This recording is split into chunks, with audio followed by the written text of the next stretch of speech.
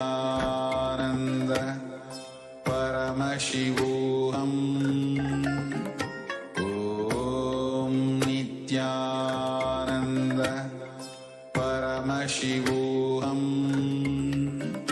Om Nithyananda Paramashivoham. Om Nithyananda Paramashivoham. Om Nithyananda Paramashivoham. Om Nithyananda Paramashivoham. Om Nithyananda Paramashivoham. Om Nithyananda Paramashivoham. Om Nithyananda Paramashivoham.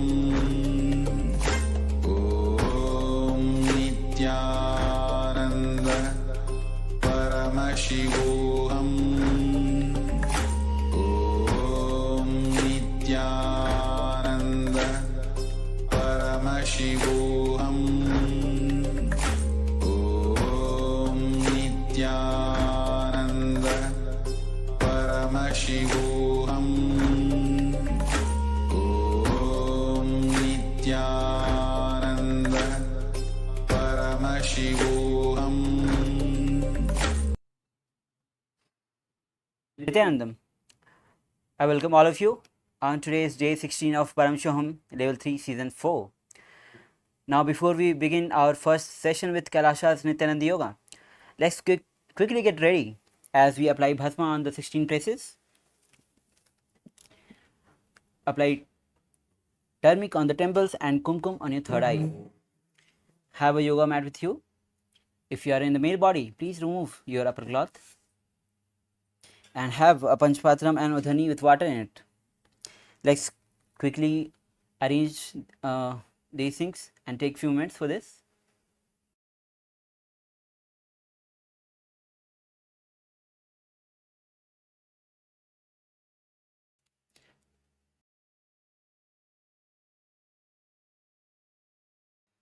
Yes. Now let's join our hands in Namaskar Mudra in front of our heart center. As you inhale deeply, let's start with the Sadguru Vandanam. Nithyanandam Paramasukhadam Kevalam Jnanamurtam Dvandvatitam Gagana Sadrusham Tattvamasya Ekam Nityam Vimalamachalam Sarvabhi Sakshi Bhutam Bhavatitam Triguna Rahitam Sadgurum Tam Namami.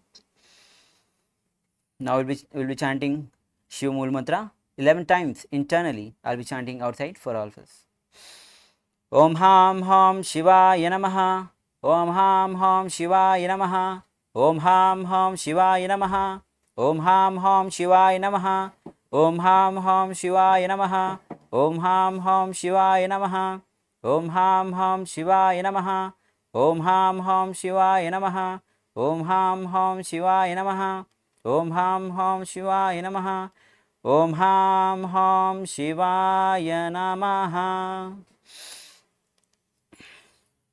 Now we'll be performing the ritualistic cleansing, Tattvachmanam. Now let's take one udhani of water and place the hands in Gokarna Mudra.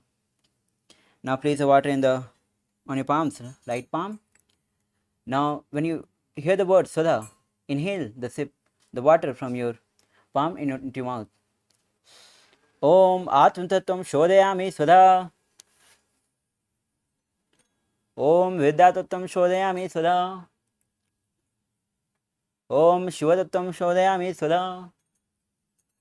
Now please wash your hands. Now with your right thumb, wipe your upper lip and lower lip as we chant Om Ham Hridaya Namaha. Now wash your hands. Now with your index, middle and ring finger. Touch the upper lip, lower lip and wash your hands.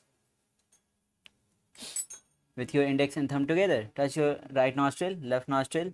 With your ring finger and thumb together, touch your right ear, right eye, right ear, left ear. Now wash your hands. With your little finger and thumb together, touch your navel center, your right chest, left chest. With your all fingers together, touch your above the head, right shoulder, left shoulder and the heart center. Now wash your hands. Now we'll be performing Sankalpa. So let's clasp our hands and place it on the right knee. As we inhale deeply and start the Sankalpa. Om Mamopata Samasta Duritacha Dwara Bhagavad Shri Nithyananda Paramashiva Prityartham Shri Nithyanandeshwari Paramashiva Shakti Sameta Shri Nithyanandeshwara Paramashiva Prityartham Cha Adhya Purokta Evam Guna Visheshena Vathishthayam Asyam Subhatithau पूर्णारोग्ययुक्त दृढ़ात योगिक शरीर सिद्ध्यर्थम परमशिव शक्ति आविष्करणार्थम नित्यानंद योगाभ्यासम करिष्ये. Now wash your hands. Om Apavrisha. Now place a Panchpatra Madhya side of your yoga mat. Now, before we begin the Dviti Vinyasagram, which is 308 asana sequence, intense practice of asanas, we'll be going through the 12 components of Kailasa's Nithyananda Yoga. Now the first component is asanas. Asanas are the seated, comfortable seated position which brings the body and mind into the state of balance and restful awareness, when one can easily enter into the deeper states of and more subtle dimensions of yoga. The next component is pranayama. Pranayama refers to the breathing process. The air which we breathe in is a vehicle for the prana to come in. Prana, which is the life energy. Now, pranayama consists of three processes: puraka, rechaka and kumbhaka. Puraka, when we inhale the air, the life force goes in, is puraka. Kumbhaka is when we inhale and hold the breath, and when we exhale the empty air outside, is rechaka. Now, the next component of Kailasa's Nithyananda Yoga is mudras. Now, there is a constant flow of prana happening into our body through nadis and chakras, but much of it gets dissipated into the external world, which is the reason for us feeling tired, confused and powerless, whatever we experience. Now, the mudras are basically the positioning of limbs, fingers, even the tongue. It's a way to seal the prana into our body, which brings a energy circuit connection between the body and which seals the prana so that the energy doesn't leak from the body. The next component is bandhas. Bandhas are basically the internal awakening of Kundalini Shakti. The Sanskrit word meaning is conducive to. Now, initially it is practiced and after some time it happens. Now, basically there are four types of bandhas: Mool bandha, Udyana bandha, Jalandhar bandha, and all combined together is Mahamudra bandha. Mool bandha, when you press the pelvic muscle up in the Muladhara chakra. Udyana bandha, when you suck the stomach in and up, this is Udyana bandha. Jalandhar bandha, when you tuck the chin to the chest and make a throat lock in Vishuddha chakra. When you combine all these three bandhas together, forms a Mahamudra bandha. Now, the next component is karna. Karnas are basically the synchronized movement of hands, feet, fingers in a sacred dance posture. There are 108 asana. There are 108 karnas revealed by Paramashiva in Natya Sastra. The next component of Kailasa's Nithyananda Yoga is visualization. Now, in the science of yoga, context and intentions are everything. Why we bend our body matters. And for whatever intention we bend our body, that experience will be delivered to us. That is why in Kailasha's Nithyananda Yoga, we maintain the space of yoga as a ritual, as a direct connection between Paramashiva and us. Each asanas has got different visualization of goddesses, gods, different creatures, animals. Now, visualizing on these powerful forms, each asana, the body gets into a deep experience into that particular posture, that particular asana. The next component is japa. Japa refers to the internal chanting of the mantra with the visualization of it rotating around the throat in a circular way, allowing us to feel the mild vibration of that mantra. When during chanting, when we wear the Rudraksha bead in the Vishuddhi chakra, every word that coming out will have the quote of that mantra. Now the next component is chanting. Now mantras is a Sanskrit word which describes a sacred utterance, word, syllable, sound, or a group of words. Now the mantras has got the spiritual power which with or without phonetic or literal meaning. Now chanting, each asana has got the pramana, the chanting of that particular asanas. Now the next component of Kailasha's Nithyananda Yoga is mandalas, weights. Now we will be using weights during Dhiti Vinasa Krama to intensify our practice. Now in Vedic tradition, weights has been used to awaken the Kundalini Shakti within us. The next component is mandalas. Mandalas are basically the cosmic geometric diagram, and our body is analogous to the cosmos. As you can see behind, there is Sri Chakra imprinted. Now yantras is a diagram into which a deity can be invited by using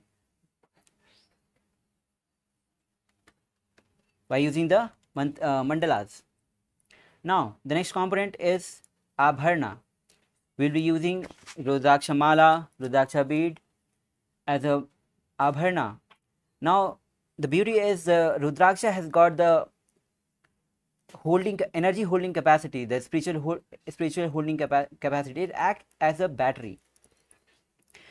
During the practice, when the energy gets released, Rudraksha mala holds the energy and keeps us energized throughout the whole day. Now the next component is Aushadha. Aushadha are basically the sacred alchemy science from the ancient Siddha tradition. It combines the sacred herbs, prana, and the cosmic life energy, and most importantly the Shakti Pada energy, entanglement energy. Now we will be using 3 types of Aushadhas during the practice: Bhasma on our 16 places in our body, Kumkum on our third eye, and turmeric on our temples. Now as we have quickly gone through the 12 components of Kailasha's Nithyananda Yoga, it's time that we enter into this intense practice of 308 asana sequence of Dviti Vinasa Krama.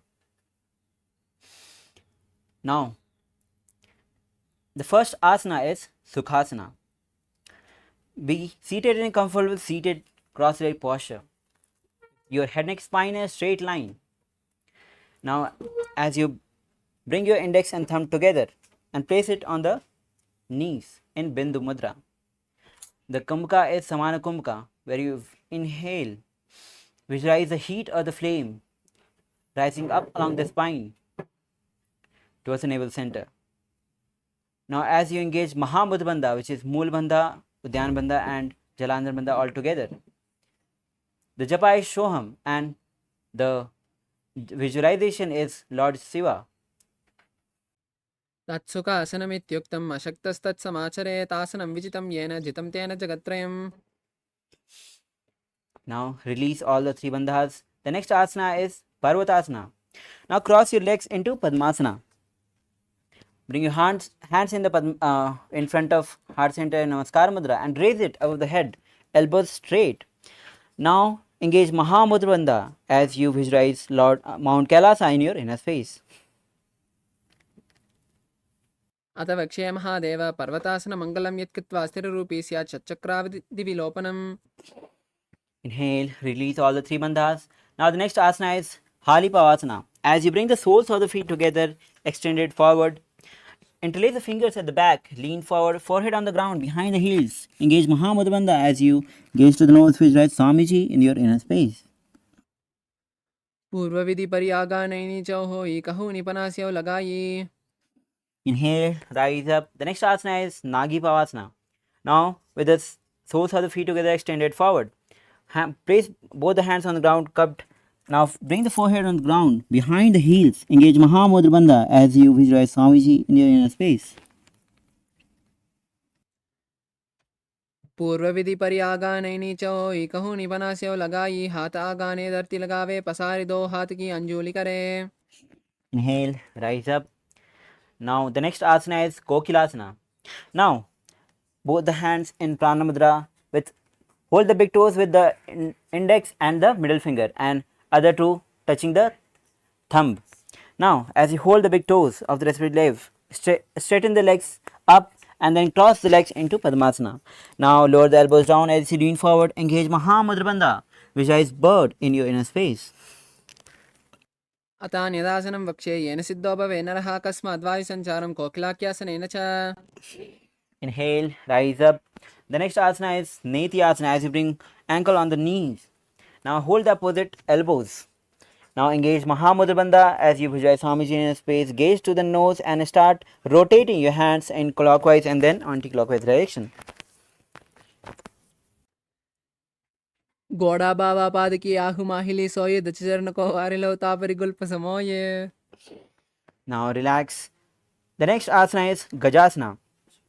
Now place both the palms on the ground and lift the hips high with feet little closer to the body. Now scoop the head down and forward as you engage Mool Bandha and Jalandhar Bandha.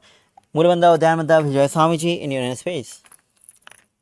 नुज्जं पादाग्रे भूमौ कृत्वा लम्बी भूयमस्तकाग्रे निधाय.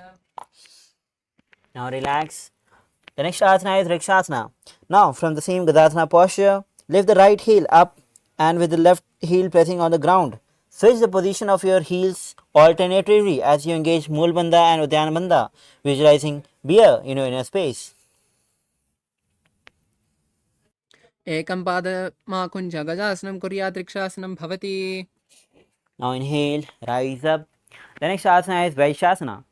As you stand tall on the big toes of both legs.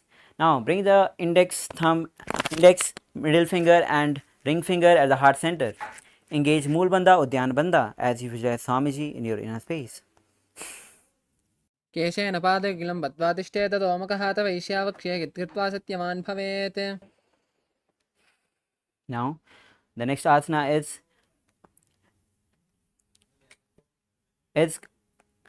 Urdhva Janukarna.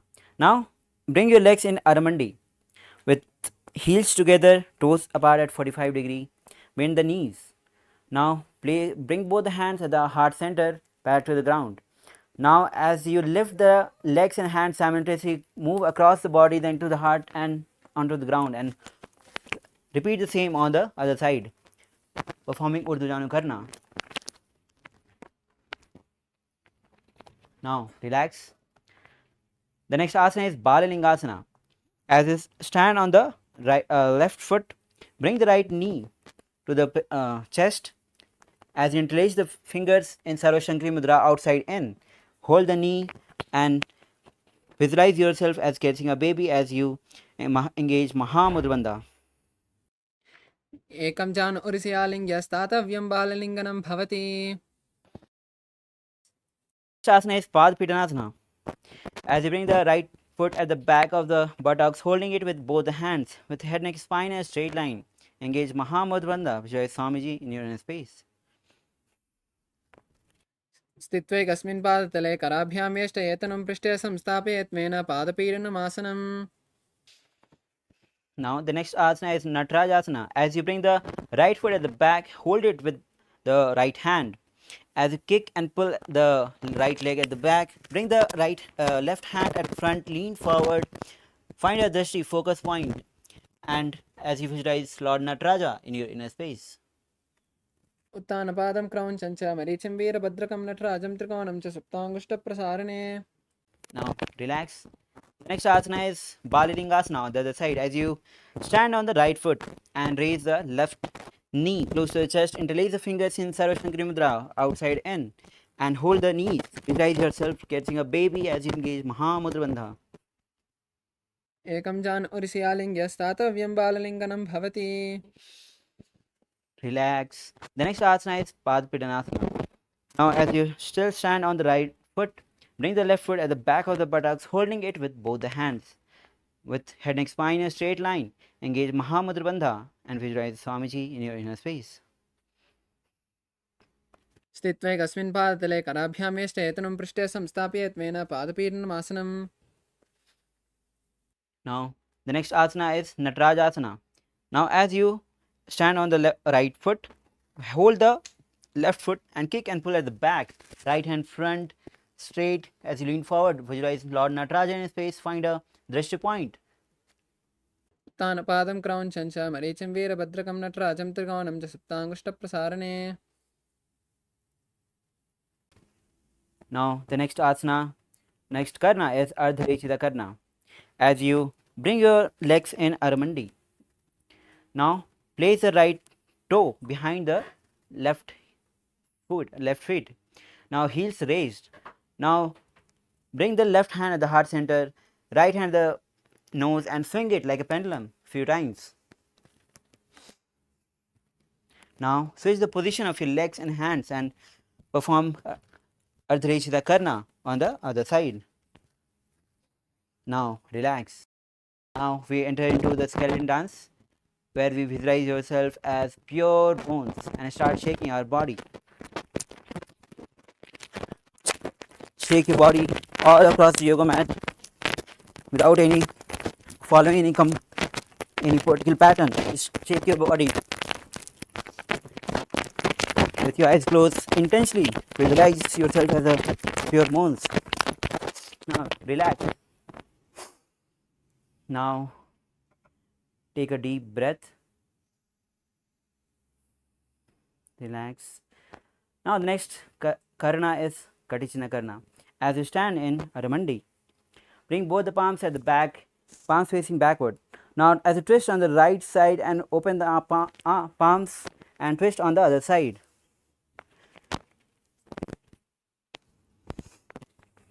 Now relax.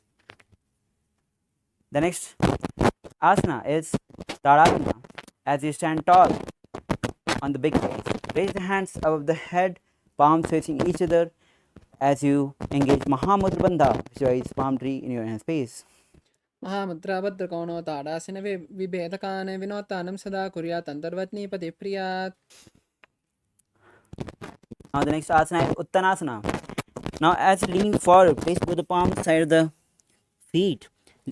Bring the head to the knees, engage Mahamudra Bandha as you visualize Swamiji in your inner space. Mahamudra भद्रकोणो ताडासिन विभेदकान् विनोत्तानं सदा कुर्यात् अन्तर्वत्नीपति प्रियात्. Now wear the mala if you have brought it. Now bring the body in the plank position and we'll be performing Tarakshvasana as you tuck the chin to the chest and start rotating your head from left to right.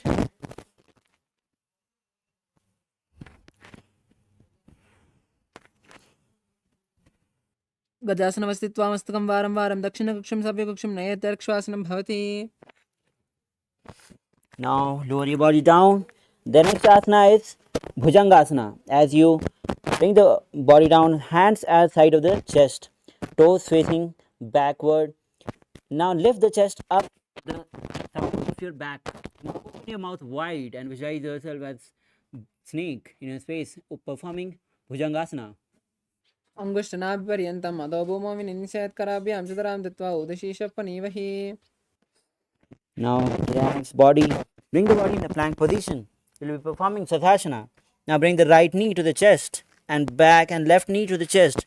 Alternatively switching the position of the leg as you visualize Swamiji in your inner space. गजासनवस्थित्वा जानद्वयमाकुञ्च वारं वारं कर्तव्यं शासनं भवति. Now the next asana is Rathasana. As you bring the right foot between the hands and jump, bring the left foot between the hands and start jumping alternatively. Guys, that in this place. गजासनं एकैकं पादं पुरोमार्गेण भ्रामयित्वा कर्तव्यं रथासनं भवति. Now as you stand tall, the next asana is Veerabhadrasana. With your right leg front, toes facing forward. Bend the right knee at 90 degree and left leg at the back, feet facing outside. Now bring both the hands above the head, elbows straight, palms facing each other. Engage Moolabandha, Udyanabandha. Gaze to the third eye as you visualize Veerabhadra in your inner space. वासिष्ठमतकौण्डिन्यं चूर्धवक्त्रमेव च मष्टावक्रमतो तनं मयूरं सेतुबन्धनम्. Inhale. Now switch the position of your leg. Now bring the left leg at front and bend it at 90 degree. Hands raised above the head, palms facing each other. Engage Moolabandha, Udyanabandha. Gaze to the third eye, visualize Lord Veerabhadra in your inner space. उत्तानपादं क्रौञ्चं च मरीचिं वीरभद्रकं नटराजं त्रिकोणं च सप्ताङ्गुष्ठप्रसारणे. Inhale. Now we move on to the next asana, which is Vrikshasana. As you stand on the left foot, bring the right foot on the inner thigh. Now place both the hands in Namaskar Mudra in front of our heart center and raise it over the head. Engage Moolabandha, Udyanabandha as you visualize yourself as a tree. वामोर्मूलदेशे च याम्यं पादं निधायतो तिष्ठेत् वृक्षवद्भूमौ वृक्षासनम् इदं विदुः. Now the next asana is Garudasana. Now bring the right foot on the opposite hip. Now place both the hands in Namaskar Mudra in front of our heart center. Engage Moolabandha as you visualize Lord Garuda in your inner space. गरुडासनमावक्ष्य येन ध्यानं शृण्वुर्वी सर्वदोषाद्विनिर्मुक्तो भवति य महाबली. Inhale, relax. We'll be repeating Vrikshasana on the other side as you bring the left foot on the inner thigh of the right leg. Now place both the hands in Namaskar Mudra and raise it above the head. Engage Moolabandha or Dhyanabandha and visualize yourself as a tree. वामो ऋतु मूलदेशे च याम्यं पादं निधायतो तिष्ठेत् वृक्षवद्भूमौ वृक्षासनम् इदं विदुः. Now the next asana is Garudasana.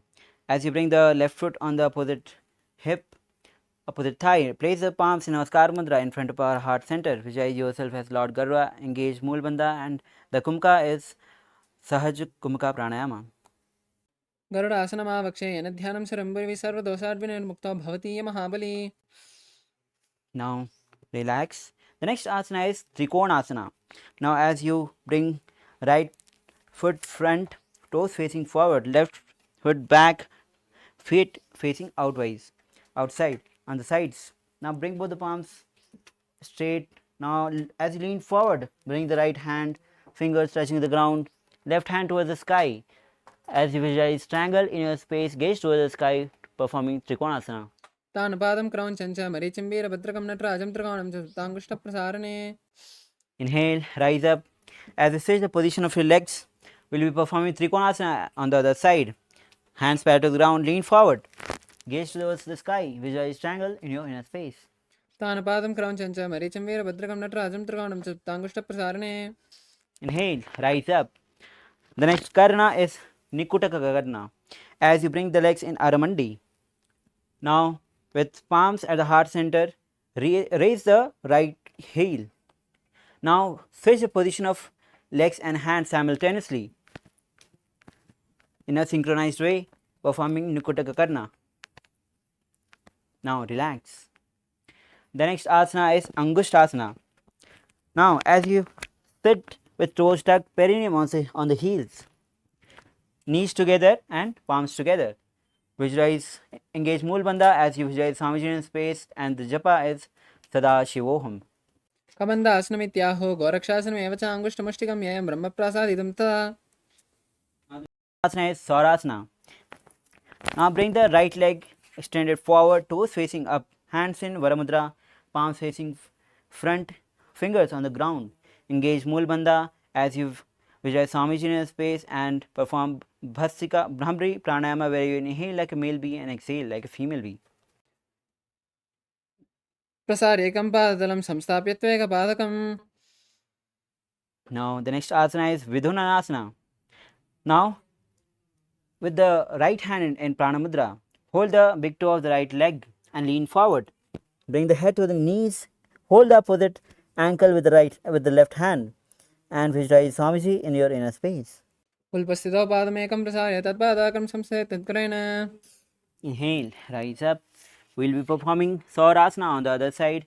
Now as send the left leg front, toes facing up, hands in Varamudra. Visualize Swamiji in your inner space. प्रसारेकं पादतलं संस्थाप्य त्वेकपादकम्. Now the next asana is Vidhunanasana. As you hold the left leg in Pranamudra, holding in Pranamudra, touch the big toes. Lean forward, head to the knees. Hold the ankle of the right hand. गुल्पस्थितौ पादमेकं प्रसार्य तत्पादकं तत्करेण. Inhale, rise up. The next asana is Brahmajurangkus Asana. Now as you sit with the toes tucked, perineum on the heels, create a little gap between the knees. Back of the palms resting on the knees. Now gaze through the gap between the legs. Engage Mulbandha Jalandharbandha as you visualize Swamiji in your inner space. Japaya Sadashivoham and the pranayama is Brahmari Mukha Pranayama. दो पनापानी होई वैसे एड़ी दो गोड़ा निवैसे कोरबग दलिया की माहिली आयसमा Hera हेमिली. Now the next asana is Kapilasana.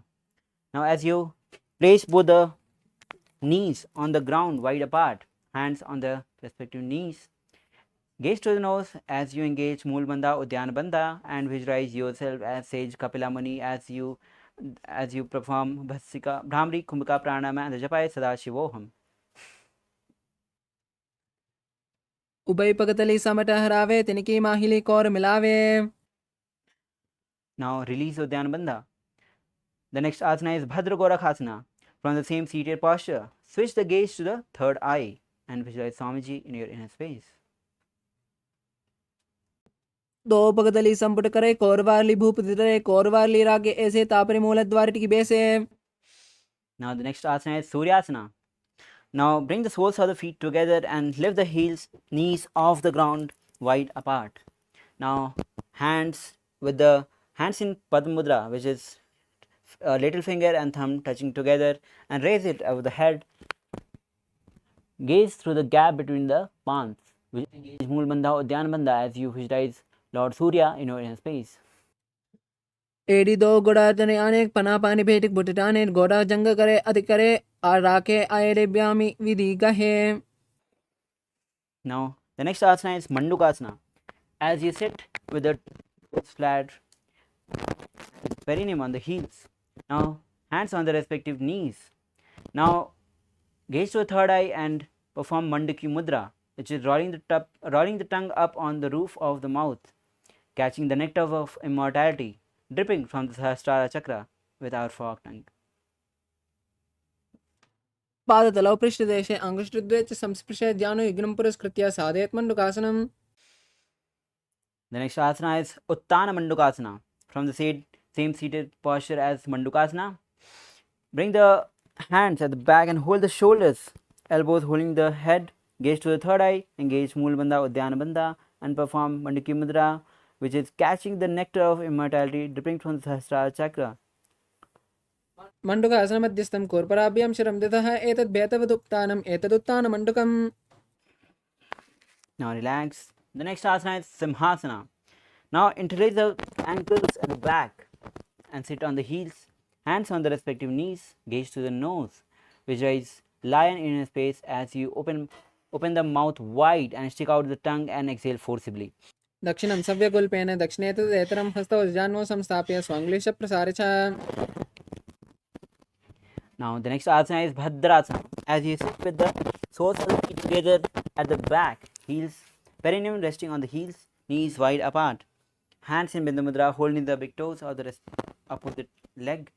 Gaze to the nose as you engage Mulbandha and Jalandharbandha, visualizing Swamiji in your inner space. गुल्पस्थितौ पादमे गुल्पौ च वृष्णस्यादौ युत्क्रमेण समाहितः पादाङ्गुष्ठौ कराभ्यां च धृत्वा च पृष्ठदेशतः. Now the next asana is Kakabhusandi asana.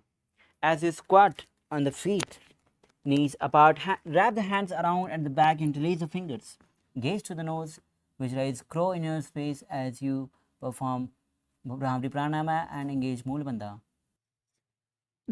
प्रथमे वेसौ गडटाने दो हाथ पगम विच आने तिनकी मोड़ी नल्या परिया लावे पिष्ट बचे कांकसी करावे. Now the next asana is Kanipavasana. As you place both the palms on the ground. Now as you lean forward, bring the knees on the elbows towards the armpit, lift the feet off the ground, gaze to the nose, visualize Swamiji in your inner space. आसन को गुण आसीत सिदा होई तो आची होई. Now the next asana is Kapali asana. With palms on the ground, bring the knees on the elbows and bring the head on the ground. Lift the feet off the ground and lift it straight up. Gaze to the nose, visualize Swamiji in your inner space. शीश शीशा डट्टी टेकी पगदो मुला ऊंचा गुगरे. Now slowly lower your body down. The next asana is Parsvamayurasana. Place both the palms on the ground.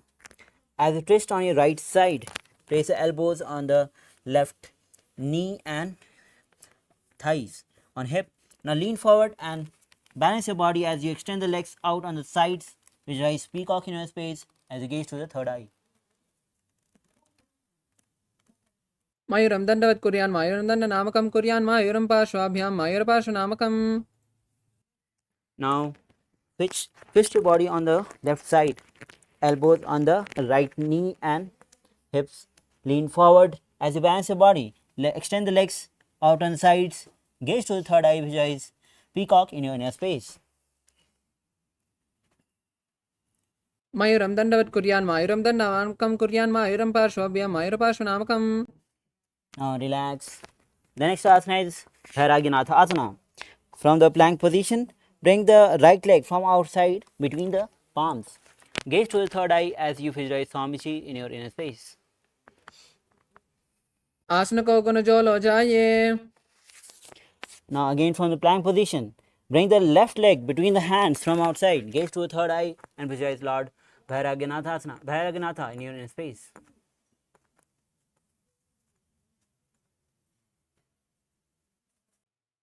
आसन को गुण पीती जाई. Now bring the body again in the plank position. We will be performing Unmukh Pithasana. Now place both the elbows on the ground, hips high. Bring the feet closer to the ground, close to the body. Gaze to the third eye as you visualize Swamiji in your inner space.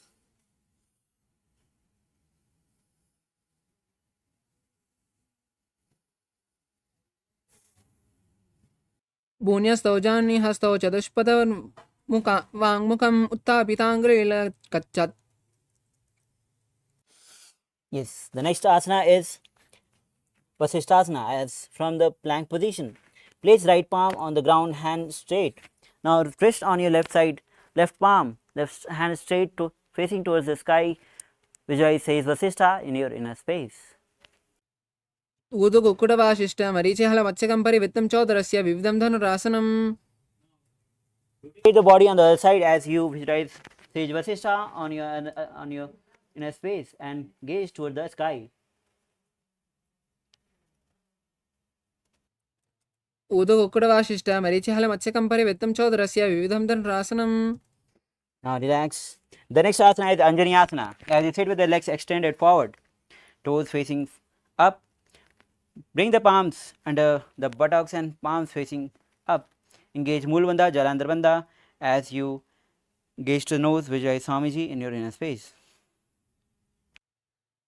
दो करा की ube हथेली कोरवाली मेले भेली सो आगाने भूपरिदासे महाने अंगुली मिलिरासे. Now release the Uddiyana Bandha. The next asana is Paschimottanasana. Now bring the hands in Pranamudra and hold the big toes. Lean forward, head to the knees, engage Mahamudra Bandha. Visualize Swamiji in your inner space. जानुपरिल्लाटं तु पश्चिमतानुमुच्यते येन केन प्रकारेण सुखं दार्यं च जायते. Inhale, rise up. The next asana is Ugrasana. Create a little gap between the feet. Interlace the fingers at the back of the neck. Lean forward, head to the knees. Visualize Goddess Kali in your space as you engage Mahamudra Bandha. स्वपानिप्यां स्थिरं दत्त्वा जानुपरि शिरोन्यसे आसनो द्विविधं प्रोक्तं भवेदनिर्दीपनम्. Inhale, rise up. The next asana is Marichi Asana. With both legs extended forward, bring the right knee raise knee, heel close to perineum. Now wrap the hands around as you lean forward, head to the knees. Visualize Sage Marichi in your inner space. उदकुक्कुटवासिष्ठ मरीचिहल मत्स्यकं परिवृत्तं च द्रस्य विविधं धनुरासनम्. Inhale, rise up. The next asana is Mahamudrasana. Drop the raised knee onto the ground. Lean forward, hold the foot with both the hands. Head to the knees. Engage Mahamudra Bandha as you visualize Swamiji in your inner space. महामुद्रां प्रवक्ष्यामि तन्त्रेऽस्मिन् वल्लभेयां प्रापि सिद्धासिद्धिं च कपिलाद्या पुरागताः. Inhale, rise up. Now with both legs extended forward, we'll be repeating Marichiyasana on the other side. Now bring the left foot heel close to perineum, knee raised. Wrap the hands around and interlace the fingers. Lean forward, head to the knees. Engage Moolbandha as you visualize Sage Marichi in your inner space. उत्तानपादं क्रौञ्चं च मरीचिं वीरभद्रकं नटराजं त्रिकोणं च सुप्ताङ्गुष्ठप्रसारणे. Inhale, rise up. Drop the raised knee on the ground. Lean forward. Hold the foot with both the hands, knees, head to the knees. Engage Mahamudra Bandha as you visualize Swamiji in your inner space. महामुद्रां प्रवक्ष्यामि तन्त्रेऽस्मिन् वल्लभेयां प्रापि सिद्धासिद्धिं च कपिलाद्या पुरागताः. Inhale, rise up. The next asana is Bhadrasana 2. Now as you sit with the soles of the feet together, heels close to the perineum. Interlace the finger and place it on front of the. Now gaze to the third eye. The Kumbhaka is Rejka Kumbhaka Pranayama. Engage Moolbandha. The Japa is Mahasivoham and visualize Swamiji in your inner space.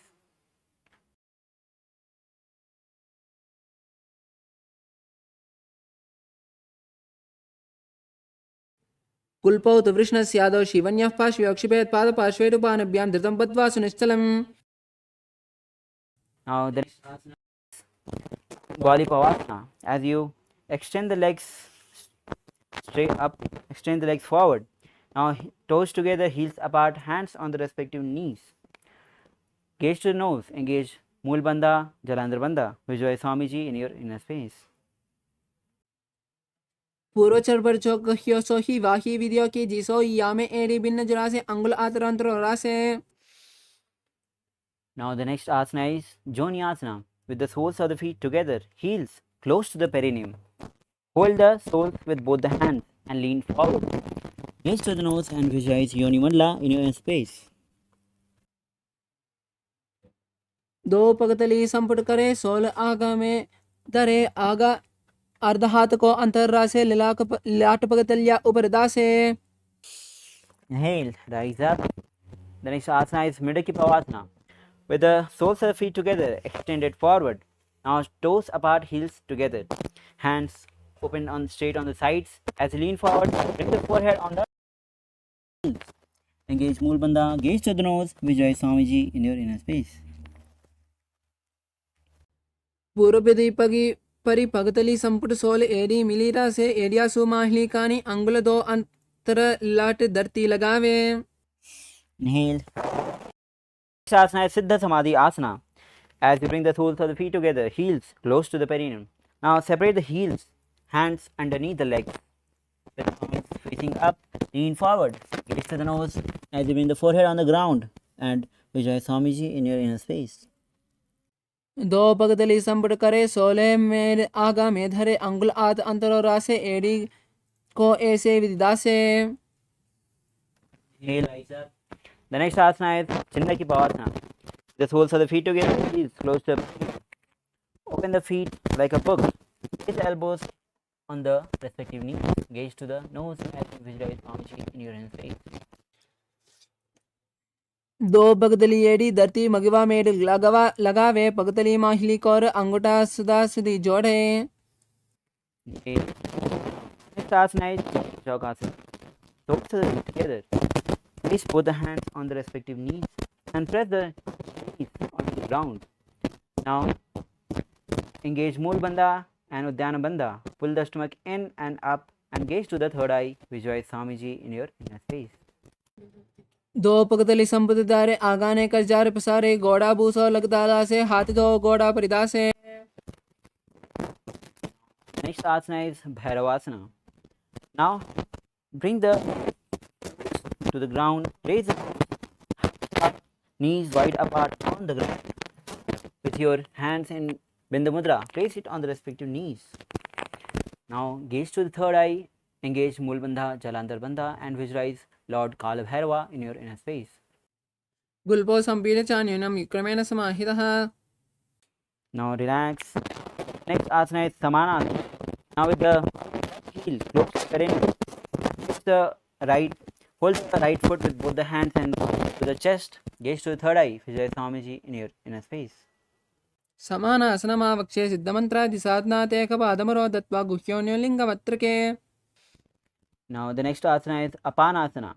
Bring the right foot on the shoulders and raise the left leg straight and up. Gaze to the third eye as you visualize Swamiji in your inner space. केवलं पादमे कञ्चस्कन्धे चारोऽपि यत्नतः एकपादेन गगने तिष्ठेत दण्डवत्प्रभो. The next asana is Samanasana. On the other side, bring the right knee, heel close to the perineum, left holding with both the hands to the chest. Gaze to the third eye as you visualize Swamiji in your inner space. समानासनमावक्षे सिद्धमन्त्रादि साधनात् एकपादमरो दत्वा गुह्योन्योलिङ्गमत्रके. The next asana is Apanasana. Bring the left foot on the top of the shoulder. Raise the right leg straight and up. Gaze to the third eye as you visualize Swamiji in your inner space. केवलं पादमे कञ्चस्कन्धे चारोऽपि यत्नतः एकपादेन गगने तिष्ठेत दण्डवत्प्रभो. The next asana is Gomukhasana. With left leg on the ground, heels touching the perineum. Bring the right leg on the top.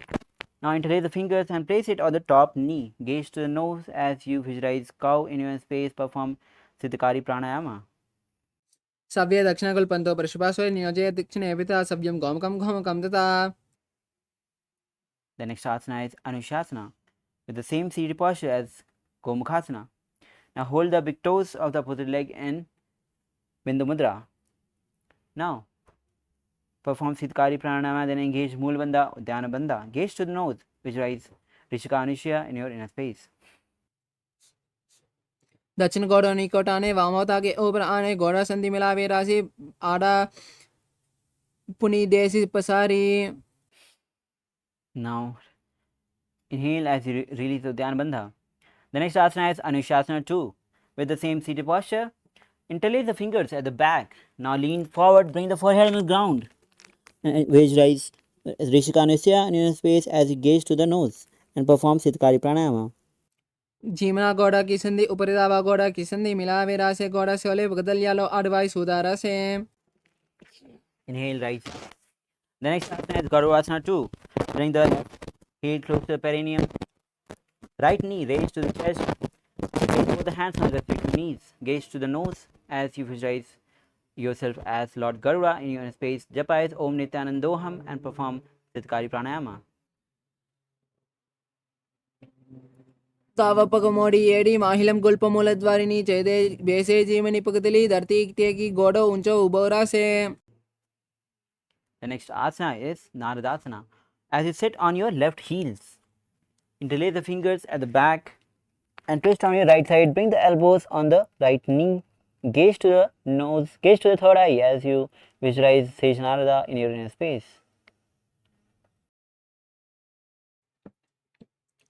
पिष्ट जुवाम बगदली कैरी बुबरिदा ही लगावे फेरी. Now untwist your body. The next asana is Matsya Pitakasana. Now bring the left foot on the right thigh and hold the right big toe with the right hand in Prana Mudra. Gaze to the nose. Perform Siddhikari Pranayama as you visualize Matsya, the fish incarnation of Lord Vishnu. वामेन वामाङ्गुष्ठन्तो गृहीतुं मत्स्यपीतकं योनिमानमे सम्पीड्य मेढ्रादुपरि दक्षिणम्. Now we'll be performing Gomukhasana on the other side, as doing the right leg on the ground, heels touching the left on the top. Now interlace the fingers and place it on the top knee, gaze to the nose as you visualize cow in your face, perform Siddhikari Pranayama. सव्ये दक्षिणकुल्पन्तो पृष्ठपार्श्वे नियोजयेत् दक्षिणे पिता सव्यं गोमुखं घोमुखं मिथा. The next asana is Anushasana. Now as you with hands in Prana Mudra, hold the big toes of the opposite legs, engage Dhyana Bandha, Mula Bandha, Siddhikari Pranayama as you visualize Rishika Anisya in your inner space. दक्षिण गोड़ निकट आने वामोता के ऊपर आने गोड़ा संधि मिलावी बारी आड़ा पुनिदेव संधि पसारी. The next asana is Anushasana 2. As you interlace the fingers at the back, lean forward. Gaze to the nose as you bring forehead on the ground, try to touch nose to the knees, visualize Rishika Anisya in your inner space. जीमना गोड़ा की संधि ऊपरी दावा गोड़ा की संधि मिलावी रासे गोड़ा सोले पगतलिया लो आड़वाई सुदारा से. Inhale, ease up. The next asana is Gadurasana 2 on the other side as you bring the right heel close to the perineum. Right knee, left knee raised, hands on the respective knees. Gaze to the nose as you visualize yourself as Lord Garuda in your inner space, perform Siddhikari Pranayama. दो पगा मोड़ी येड़ी helium गुल्प मूल द्वार नीचे दे बेसे जीवनी पगतली धरती टेकी गोड़ो ऊंचा उबोरा से. Now the next asana is Naradasana. As you sit on the right heel, interlace the fingers at the back and twist on your left side, elbows on the knees, gaze to the third eye, visualize Lord Sage Narada in your inner space. पिष्ट जुबान पगतली केरी बूह पर दाही लगावे केरी. Now untwist your body. We will be performing Matsya Pitakasana on the side. Now bring the right foot on the left thigh and hold the left big toe with the left hand in Prana Mudra. Gaze to the nose as you visualize Matsya, Lord's fish incarnation of Lord Vishnu as you perform Siddhikari Pranayama. वामेन वामाङ्गुष्ठन्तो गृहीतुं मत्स्यपीतकं योनिमानमे सम्पीड्य मेढ्रादुपरि दक्षिणम्. Now the next asana is Matsyendrasana as you sit with the legs extended forward. Now bring the left foot on the right thigh. Now lift the right leg knee raised on the ground, twist on your right side elbow, left elbow on the right knee and palm on the ears as you bring the right hand at the back and the palms on the ground, gaze to the third eye, visualize Matsyendranath, the master of Hatha Yoga. उदरं पश्चिमावासं कृत्वा तिष्ठेत् तथा मनमरागं वामपादं हि दक्षिणानुपरि निषेत्. Next asana is Kubhasana. Hold the toe of the right leg and bring the right hand on the ear. Gaze to the third eye as you visualize camel in your inner space. आसन को गुण जोलो छाये. Drop the right hand palm on the ground at the back. Now gaze to the third eye as you visualize Matsyendranath in your inner space, performing Matsyendrasana 2. मत्स्येन्द्रपीठं जठरप्रदीतिं प्रचण्डरुक्मण्डलगण्डनास्त्रम् अभ्यासदकुण्डलिनी प्रबोधं दण्डस्तुतिं ददाहि पुंसाम्. Now untwist your body. We will be performing Matsyendrasana on the other side. As you bring the right foot on the left side, raise the left knee, twist on your left side, right elbow on the left knee, palm on the ears, left palm on the ground at the back, gaze to the third eye as you visualize Sage Matsyendranath, the founder of Hatha Yoga in your. उदरं पश्चिमावासं कृत्वा तिष्ठति यत्नतः नम्रागं वामपादं हि दक्षिणानुपरि निषेत्. Now hold the left big toe in Pranamudra of the right hand. Bring the left palm on the ears. Gaze to the third eye as you visualize Sage Matsyendranath in your inner space. मत्स्येन्द्रपीठं जठरप्रदीप्तिं प्रचण्डरुक्मण्डलगण्डनास्त्रम् अभ्यासदकुण्डलिनी प्रबोधं दण्डस्तुतित्वं हि ददाति पुंसाम्. Now the next asana is Matsyendrasana 2. As you bring the left palm on the ground at the back, gaze to the third eye, visualize Matsyendranath Mansalinatha in your inner space.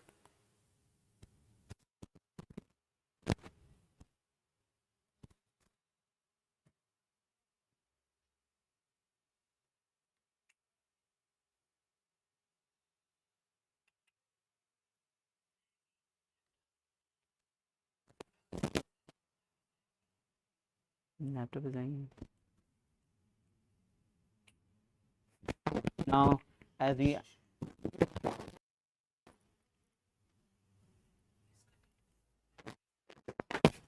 untouched about our body, asana is asana. So let's bring the legs into Padmasana. Now, place both the palms on the respective knees. Visualize as you perform Sitali Pranayama and then engage Mahamudra Bandha.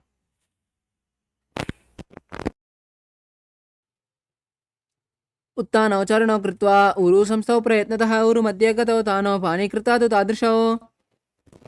Now release all the three bandhas. The next asana is Padmasana 2. With both the hands in Pranamudra, hold the big toes of the opposite leg. Gaze nose. Visualize yourself as Goddess Parvati and sort of Shiva as in your space as you perform Sitali Pranayama. उत्तानौ चरणौ कृत्वा ऊरु संस्थौ प्रयत्नतः ऊरु मध्ये गतौ तानौ पाणि कृत्वा तु तादृशौ. Now the next asana is Kukkutasana. As legs are still in the Padmasana, place the palms on the ground between the thighs and the and lift the body off the ground. The japa is Om Nithyananda Mahasarashivoham. Visualize yourself as a rooster as you perform Sahaj Pranayama and the engage Mula Bandha. पद्मासनं संस्थाप्य नानवरन्तरेकरौ निवेश भूमौ वा शिस्ते द्वयमस्तत् कुक्कुटासनः. Put your body down. We're performing the kick. You bring on the knees, bring palms on the ground, front, as lean forward, palms fit towards the body, elbows on the side of the navel, and lift the knees off the ground. Visualize Swamiji in your inner space. धरामावष्टभ्य करद्वयेन तत्कूर्परिस्तावि वातानि पार्श्वः. Now relax. The next asana is Mayurasana. Now, with both the palms on the ground and front fingers pointed towards the body, lean forward, place the elbows on the side of the navel as you lift the feet off the ground, balancing the body. Visualize Mayura, peacock in your inner space. अथ वक्षे Mahadev मयूरासनमुत्तमम्. Now, lower your body down on the ground. Interlace the fingers behind the neck. Feet open on the sides. Visualize yourself as a crocodile in your inner space. अध्याससेते हृदयं निधाय भूमौ च पादौ च प्रसार्यमाणौ. Now relax. Place both the palms on the side of the chest. Toes extended at the back. We will be performing Salabhasana. Bring the forehead on the ground as you lift the legs and knees off the ground. Visualize locust in your inner space. अध्याससेते करयुग्मं वक्षो भूमिम् अवष्टभ्य करतलयोः स्थलाभ्याम्. Now, the next asana is Ustrasana. As you hold the foot with both the respective hands, pull and bring it towards the ground side of the hips. Gaze to the nose as you visualize Swamiji in your inner space.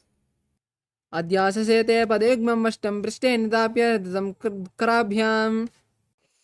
The next asana is Dhanurasana. As you hold the feet and lift the chest and lift the legs up. Gaze to the third eye as you visualize Lord Shiva's bow in your inner space. प्रसार्य पादौ भुविदण्डरूपौ करौ च पृष्ठे तत्पादयुग्मम्. Relax and sit in Bhagasana as you place both the palms on the respective knees. Gaze to the third eye. Visualize Swamiji in your inner space. उल्टा मोरी पादौ बेसे बहिरो जगति करे एक वेसे.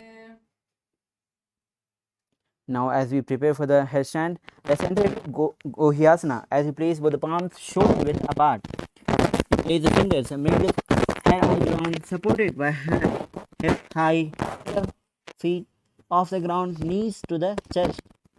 Try to touch the knees to the chin. Gaze to the nose as you visualize Swamiji in your inner space. दो हाथ की कहुनी जोई पुष्णि कराले जाड़े दोई. From this position, lift the legs up and straight. Gaze to the nose and visualize Swamiji in space as you perform Sirsasana. विपरीतं मण्डलं च द्विदैव विदितं हिनः दण्डासनं दिदा प्रोक्तं विपरीतोपवेशने.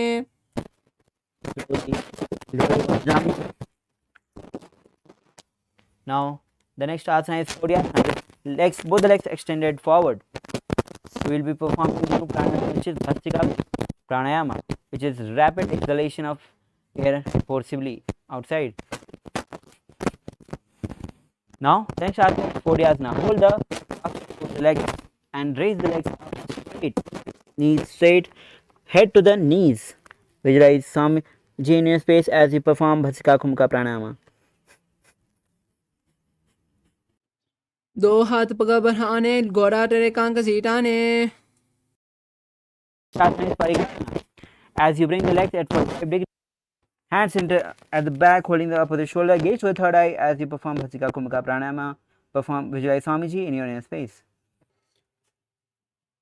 उत्तानं शयनं कृत्वा पादौ मिलित्वा प्रसार्य निदं भूमौ स्पृश्य हस्ताभ्यां करं धृत्वा. The next asana is Samokasana. With legs at 45 degrees, extended forward straight, hands parallel to the ground. Gaze to the third eye as you perform Bhasika Pranayama and visualize both in your inner space. उत्तान शयनं कुर्प्राभ्यां भूमिमष्टभ्य. Now relax. The next asana is Rudrasana. Toes of the feet together, hands underneath. Hold the feet with both the hands interlaced and bring the feet close to the chest. Rest the chin on the fingers. Gaze to the nose and visualize Lord Rudra in your space as you keep performing Bhasika Kumka Pranayama. पगतली संपुट करे हस्तास्य पग ऊंचा पग का अंगूठा दो ले परली कानी तालवे. Inhale. Next asana Unmukh Pidhasana 2. With both the feet flat on the ground, raise the knee and lie down. Bring the hands behind the heels and raise the hips high.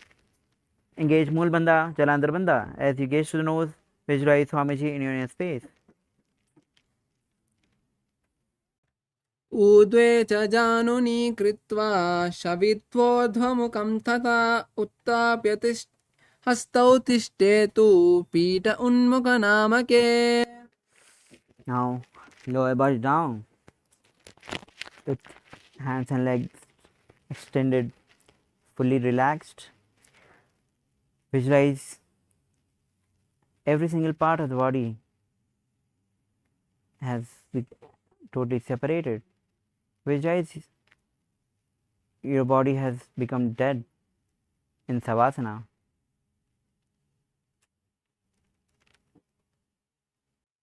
अथ शवासनम् उत्तानं शववद्भूमौ शयनं तु शवासनं.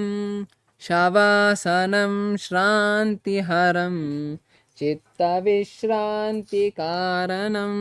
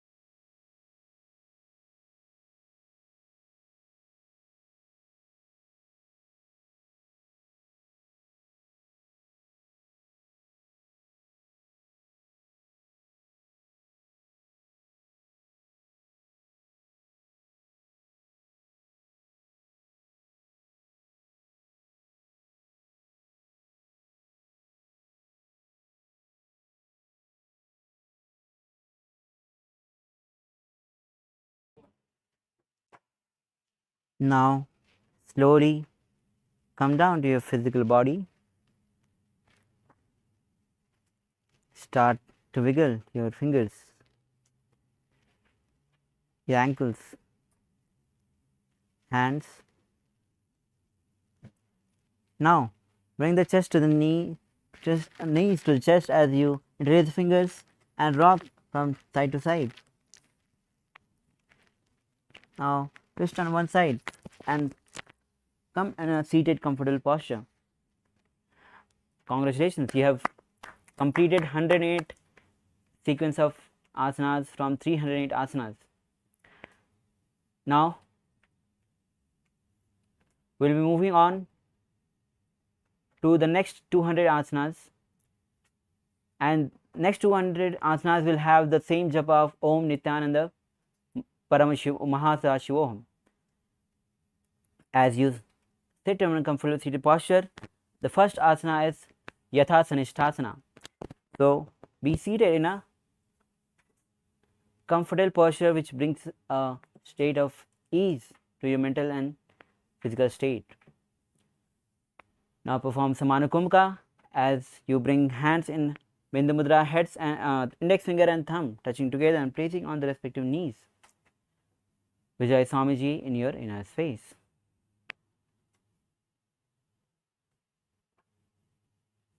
पर्यङ्कं तत्समाख्यातं यतसंस्थं यथा स्थितिः.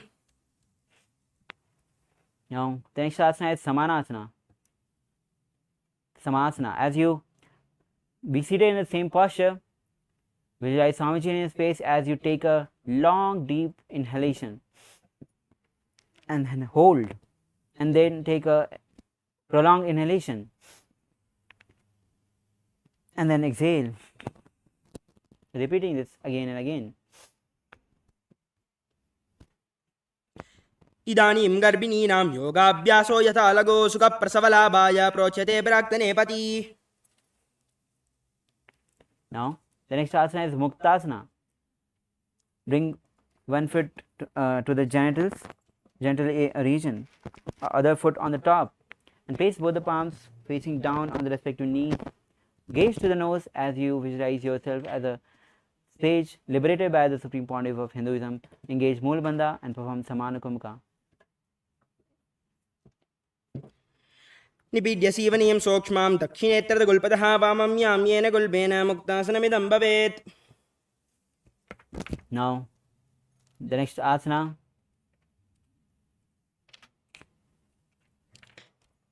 is Siddhasana. Now as you gaze to the third eye, Vijay Swamiji in space, as you perform Samanukumka Pranayama. स्थाणुःमेन्द्रियोच्चलदृशा पश्यन् भ्रुवोरन्तरं चैतन्मोक्षकपाटभेदजनकं सिद्धासनं प्रोच्यते. Now the next asana is Siddhi Asana. Gaze to the ground. Engage Mahamudbandha as you visualize Swamiji in your inner space. वामपादकी एडी जानो सीवनिमजितासकौण्टानो. Now release all the three bandhas. Now the next asana is Rudrasana 2 with the same seated posture as Siddhi Asana. Rotate both the hands and place it on respective knees in Bindu Mudra. Gaze to the third eye as you visualize Swamiji in your space, Lord Rudra in your space, the fierce dimension of Shiva. वामचरणपरिदर्शनराके एकजुगति ऐसे विदिदाके. The next asana is Santaduna Asana. Now with the same seated posture, hands in Bindu Mudra, switch the gaze to the nose as you visualize Swamiji in your inner space. आसनकी गुणमनकी चलचलतामीटा. The next asana is Siddhasana 2. Now with the same seated posture, bring the palms in Samputta Mudra. When one palm facing on the top of each other towards side of, bring the hands in to the navels, cupping on one palm on the other, resembling a lotus flower. Visualize Swamiji in your space as you engage Moolbandha and perform Samanukumka. ऋतुकाय समासीन सिद्धासनमुदीरितं प्रसार्य भुविपादौ तौ धोर्भ्याम् अङ्गुष्ठमातराः. Now the next asana is Bandha Yoni Asana. From the same seated posture, Visualize your sankalpa as manifesting through the womb of creation. Now we will be performing Shanmukhi Mudra.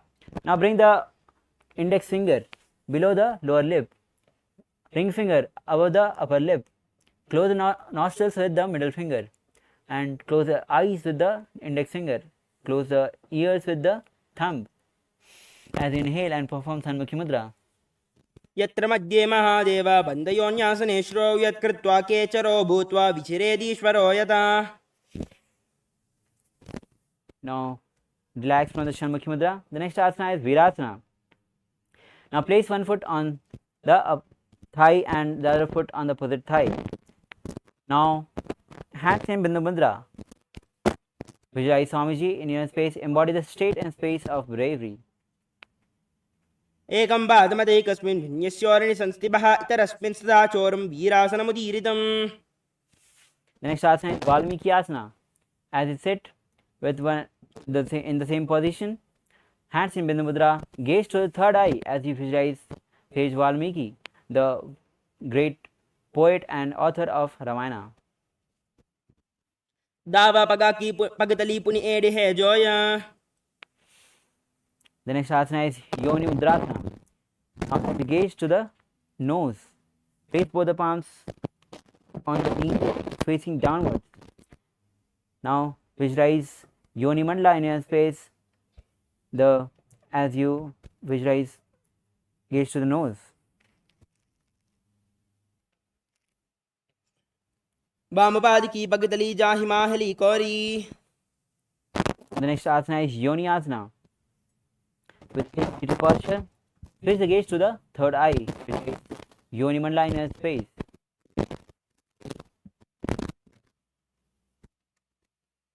योन्यासनं पर्वतेन योगं योगफले निलं तत्कालफलं तावत् केचरो यावदेवैः. The next asana is Bhadrasana 3. As you sit with the soles of the feet together, close to the period, interlace the fingers in front of the feet. Gaze to the nose as you engage Moolabandha, Udyanabandha. Visualize yourself as Lord Veerabhadra.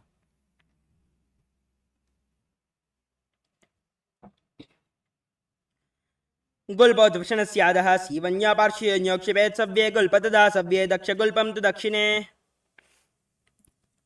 Now take a deep breath as we enter into the next asana, which is Aghorasana. Now as you sit with the soles of the feet together, now gaze to the third eye. Visualize yourself as an Aghori. Now roll the tongue up on the roof of the mouth. Now close the left nostril with the right hand and inhale through the right nostril. Hold and then exhale through the left nostril and repeat on the other side.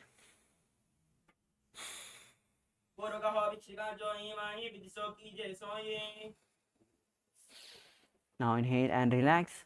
The next asana is Kaneri Pavasana. Now as you bring the toes on the heels, chin resting on the palms, gaze to the nose, engage Moolabandha, Udyanabandha. Visualize yourself as a female elephant drinking water.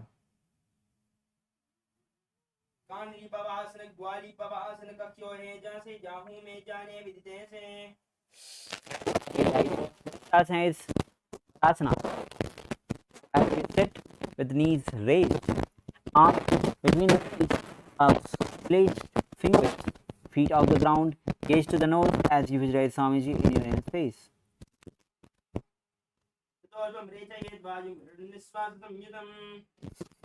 Now the next asana is Gopachandasana.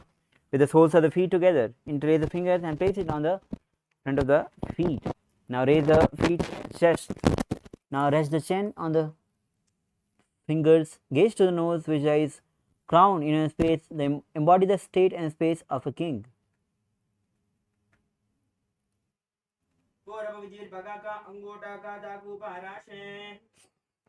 The next asana is Udarasana. Now with the soles of the feet together, hands and insert the hands underneath the legs, and insert the feet, hands and bring the legs to the chest. Gaze to the nose as you visualize your body free from any defects.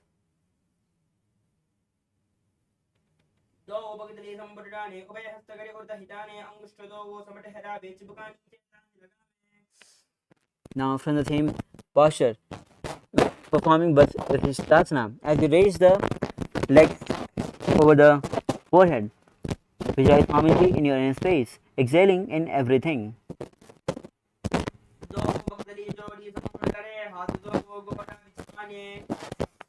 Now relax. The next asana is Bhujasana. Now as you bring both the legs on the top of the shoulders, in hands interlaced, fingers interlaced at the back of the neck, visualize yourself as a cobra as you engage Mulbandha and perform Rechka Kumka. शीर्षासनं तु विज्ञेयं काक्षासनमतः परं ग्रीवासनं च परमं भुजासनमिहोचयेत्. The next asana is Kalyanasana. Now interlace the fingers from the same position, interlace the fingers at the back. Visualize yourself as a beautiful and auspicious goddess as you perform Kalyanasana. दो हाथ पगाम विज आने तन को गोड़ा नीचे टाने बहुरी बागत्या बाहर लियावे पुनः युगति ऐसे ठहरावे. Next asana is Sankatasana. Let's place left leg on the ground. Sit on the left heel. Sit on the heel. Now cross the right legs on the top. Place both the palms on the opposite knees. Visualize yourself as a swan as you perform Ujjayi Pranayama, making a sound like an ocean. वामपादं चिदेर्मूलं संयस्य धरणीतले पादण्डेन याम्येन वेष्टयेद् वामपादकम्.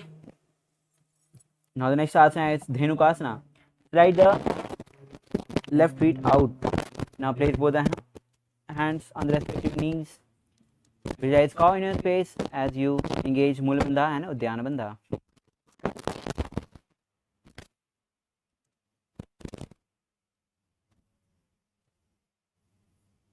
अनुशागिनगर पंचदं वृषिहिलण्डगल्यम्नि. Now the next asana is Dhenukasana. Now the next asana is Machandrasana. Now place the right foot on the left thigh, left foot on the right knee.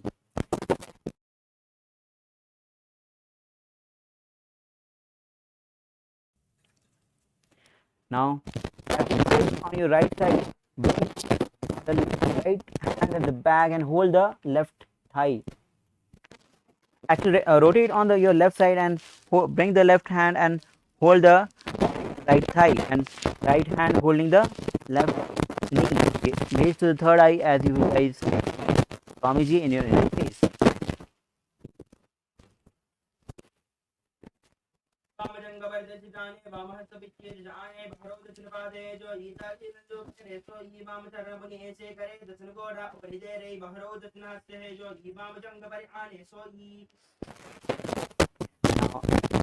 and to the body. As Machandrasana too. As sit in the same posture, fold the big toes and lean forehead on the ground. Heels touching the chest as you visualize Swamiji in your inner space.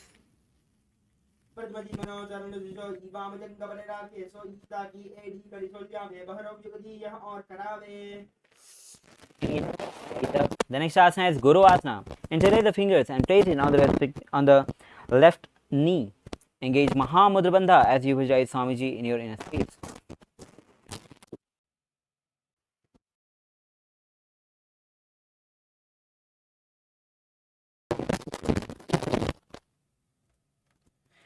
ओर्मूले इदरपादस्य कनिष्ठिका प्रदेशे गुल्पं संस्थाप्य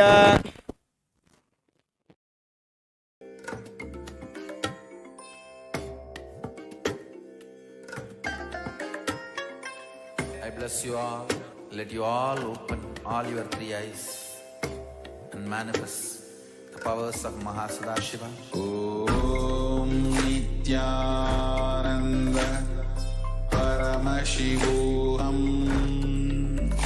Om Nithyananda Paramashivoham. Yes, sorry for the technical glitch. As we move forward, the next asana is Guru Asana. From the same seated posture, interlace the fingers and place it on the left knee. Engage Mahamudra Bandha as you visualize Swamiji in your inner space. ओर्मूले इदरपादस्य कनिष्ठिकाप्रदेशे गुल्पं संस्थाप्य तदेव जानु इदरपादपार्श्वि संस्थाप्य तिष्ठेदस्थौ सम्मीलयेत् गुरु आसनं भवति. Repeating Sankarasana on the other side. As you place the right leg on the ground, heels ground, close the frame as you sit on the foot leg on the top of the left leg. Now place both the palms on the opposite knees, gaze to the nose as you visualize yourself as a swan.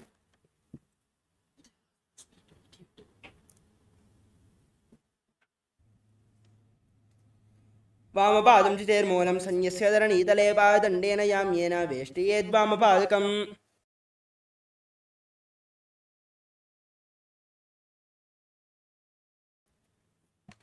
Now the next asana is Trinupasana. As you slide the left leg out to the sides, both the palms on the top knee, engage Mula Bandha and Dhyana Bandha as you visualize cow in your inner space. अनुशागिनगर पंचदं वृषिहिलण्डकल्यम्नि. Now the next asana is Chandrasana. On the place the left right and the left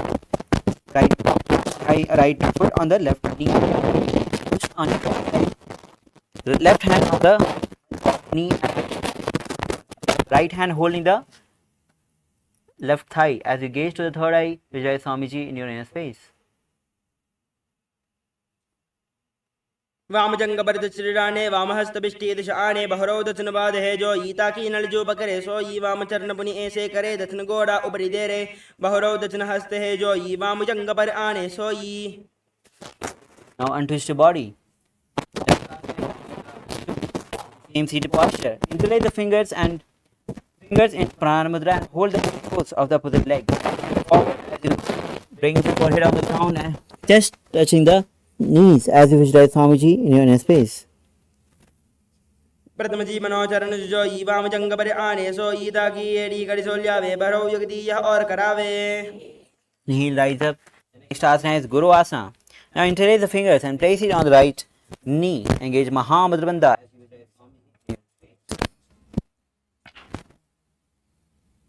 ऊर्मूले इदरपादस्य कनिष्ठिकाप्रदेशे गुल्पं संस्थाप्य तदेव जानु इदरपादपार्श्वि संस्थाप्य तिष्ठेतस्थौ सम्मीलयेत् गुरु आसनं भवति.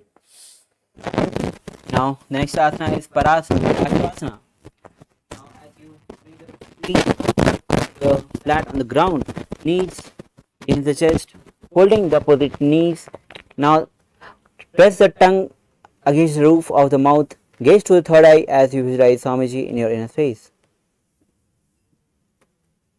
पातले भूमौ निधाय जानुनि उर्सि निधाय विपरीत हस्ताभ्याम् ऊर्सहित जंगे निबध्य तिष्ठेत् प्रशासनं भवति. The next asana is Bodhisattva. As you hold the opposite wrist from the same seated posture and rest the chin on the knees. Gaze to the nose as you roll the tongue up against the roof of the mouth, performing Kechari Mudra. Visualize yourself being an abode of bliss as you perform Ujjayi Pranayama. दो पगदली वो परिजरे कौरमाहली ऐसे करे कौरमाहली उकड़वे से जंगा चाती अग्रनिवे से. Now the next asana is Kulakata Asana. Now from the same seated posture, bring the hands underneath the thighs and hold the opposite elbows. Bring the feet a little closer. As you gaze to the nose, roll the tongue up on the roof of the mouth. Gaze Vijay Swamiji in your inner space and you perform Ujjayi Bandha, making the sound like an ocean. कुरकटासन दो हाथ पग बाहर लियावे गोड़ा नीचे ले तवरावे आमहा सामहा ऐसे करे आपस में कोह निपकरे. The next asana is Sumati Asana. Now bring the right foot on top of the left, toes facing up as you gaze to the nose and visualize great sage Sumati in your inner space. मूल द्वार धरती परिडाने दावा पग बरदच मनाए दाई बाकती कोले हावे हाथ एक Amtar ठहरावे. Now the next asana is Dandasana. Put the left forward and raise the head, elbows straight. Gauge Mahamudra Bandha. Vijay Swamiji in space as you roll the tongue up in Kechari Mudra.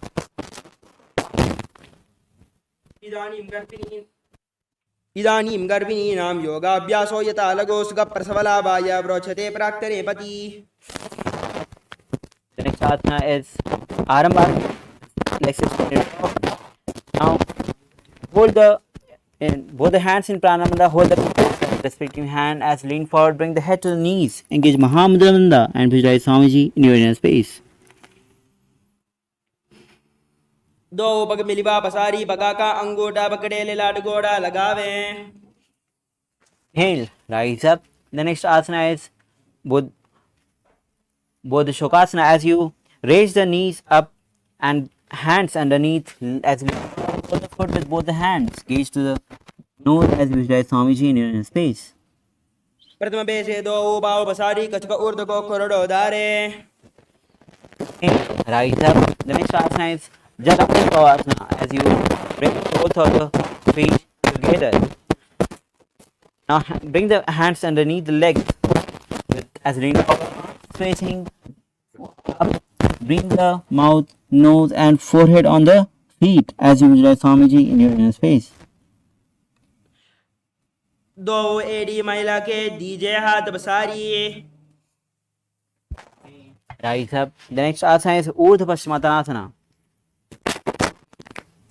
Now, as you sit with the legs extended forward, bring the left leg at the back of your neck. If you can't hold it, bring it back. Place it at the shoulder level. Lean forward and hold the foot with both the hands. Engage Mahamudra Bandha as you visualize Swamiji in your space. पश्चिमदानवत् संस्थितिं कृत्वा एकं पादं ग्रीवायां धृत्वा तिष्ठेत्. ऊर्ध्व पश्चिमतानं भवति. Inhale. Now asana is with your leg again at the back of the neck.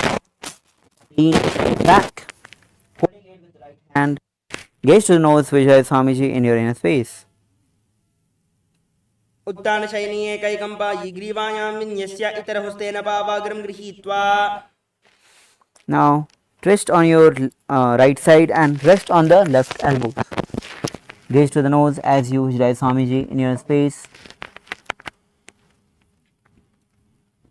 उत्तान शयिताय एकैकम्पादं ग्रीवायां कुर्वन् इतरहस्तं कर्णमूले स्थापयेत्. तस्यैव हस्तस्य कुर्परौ भूमौ निधाय इतरहस्तपादौ सरलिक्ष्य तिष्ठेत्. अंकुशासनं भवति. Now bring the leg front from the back of your neck. You will be performing Dhirasana. Now as you again lie down on the back, now bring the knees to the chest. Hold, interlace the fingers in front of your legs and start rolling on both the sides, performing Dhirasana.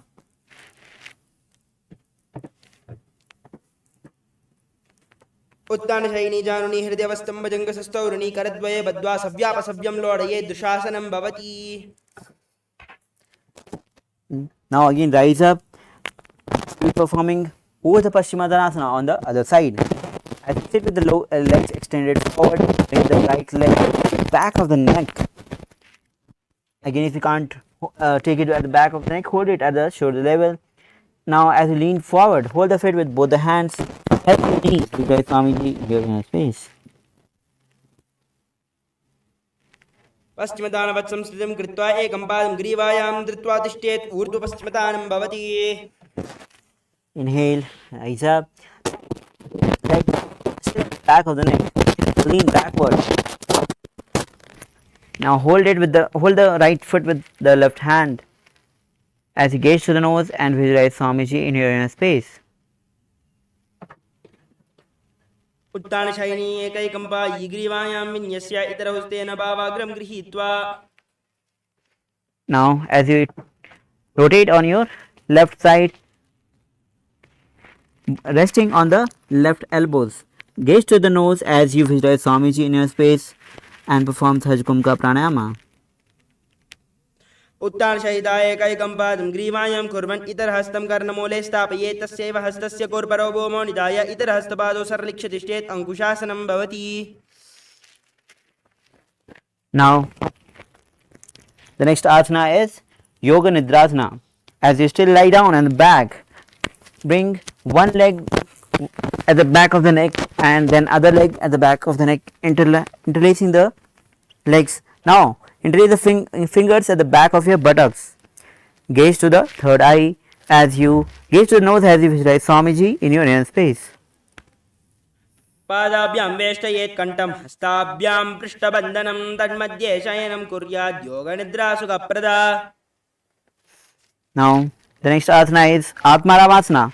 As you're still lying down and legs on the top of the shoulder, interlace the fingers at the back of your neck. Gaze to the nose as you visualize Lord Vishnu in your inner space. Atmaram आसन प्रथम सुदो सोवे. Now the next asana is Kochikasana. As you lie down and bring the knees to the chest, hands straight on the side at the shoulder level. Now soles of the feet raised up, facing towards the sky. Gaze to the nose, visualize Swamiji in your inner space. दो हाथ सीधा सा करे Tanas ube Sapa करे बगूचा या गाने आने बहरौ युग दिए यहाँ विद्याने. Now the next asana is Jathar Parvetri, step 1, 2 and 3. Now as you lie down on the back, bring the knees to the chest and hands straight on the sides at the shoulder level. This is the neutral position. We will be coming back after performing the 3 steps. Now the first step is one leg straight and bend the other leg on the side. Step 2, bring the straight leg and bend it on the top of the bent leg. Step 3, straighten both the legs, hold it with the hand and twist on the opposite side, gazing to the opposite side. Now come back to the neutral position. We'll be repeating step 1, 2 and 3 on the other side. As you extend the right leg straight and place the left leg bent on the side. Step 2, bring the right leg bent on the top of the left leg. 3, straighten both the legs and hold one leg one.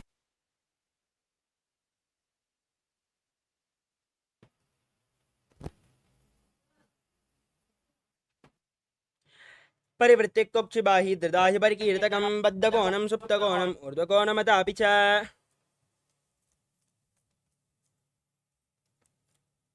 The next asana is Dviparapitam. As you lay on your back, place your feet flat on the ground and raise your knees. Hold on to your ankles with your hands and then push your hips up. Lock your throat in Jalandhara Bandha. As you breathe in Mudra Kumbhaka, gaze to your nose and visualize yourself as sturdy as a bridge. प्रतिक्रियायुधं नन्द्वा पीठः सर्वबलप्रदं गर्भिणीनां दुर्बलामि इति Gargi जगादनो.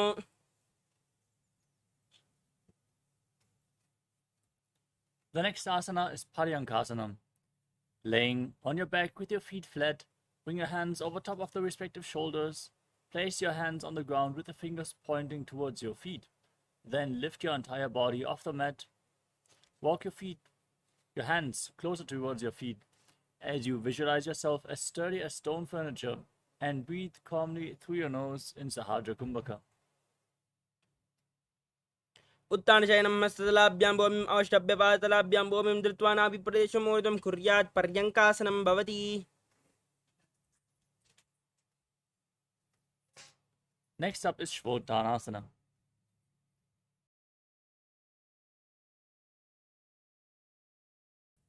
As you lay on your back, lift your knees towards your chest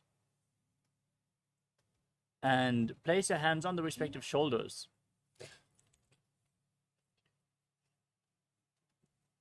Rotate your hips in a circular motion and visualize yourself as a dog playfully rolling around on its back.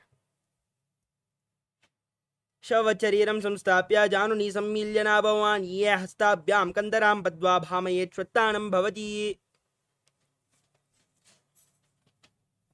The next asana is Viparita Karani.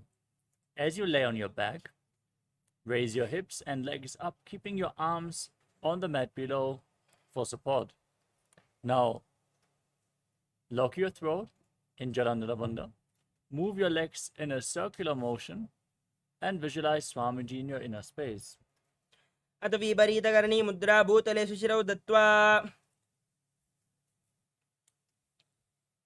Now, stop the movement of your legs. Keep visualizing Swamiji in Viparita Karani too. करणी विपरीताख्या सर्वादिव्याधिनाशिनी नित्यम् अभ्यासयुक्तस्य जाठराग्नि विवर्धनी. Now, lower your legs down and then bring your hips up again. Bring your feet over top of your head. Place your toes down on the ground above you and interlock your fingers behind your back in Padusha Mudra, placing them on the mat for support. Visualize yourself as a plow in Langalasana.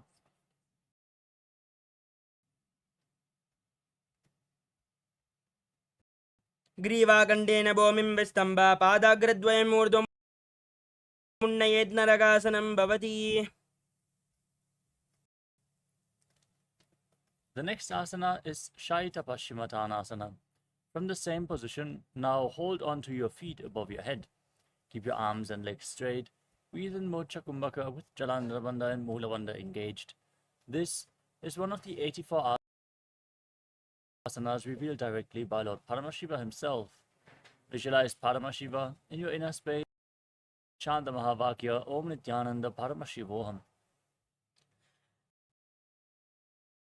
तानं शयित्वात् कुर्वीत शयितपश्चिमदानकम्. The next asana is Supta Konasana.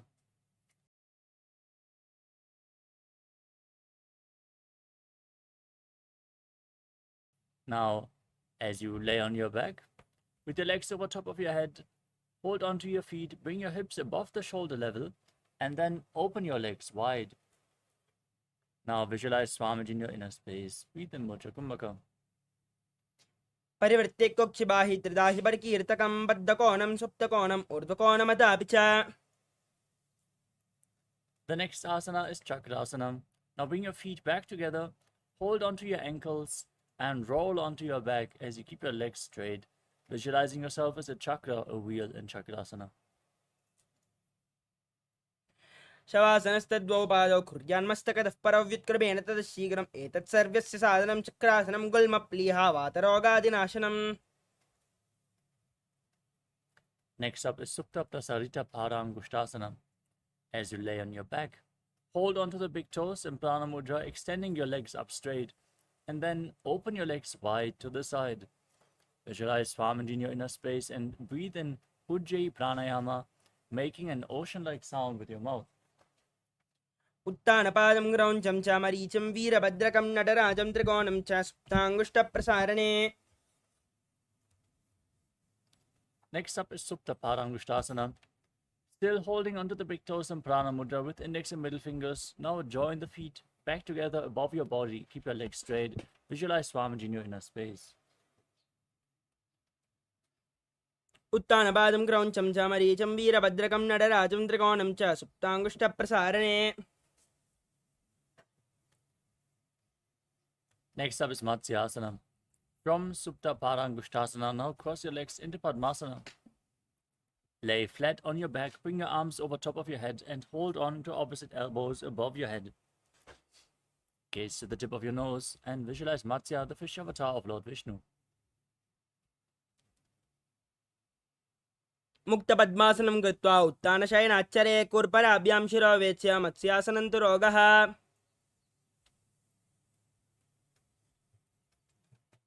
From Matsyasana, now place the backside of the right hand on top of the left palm above your head.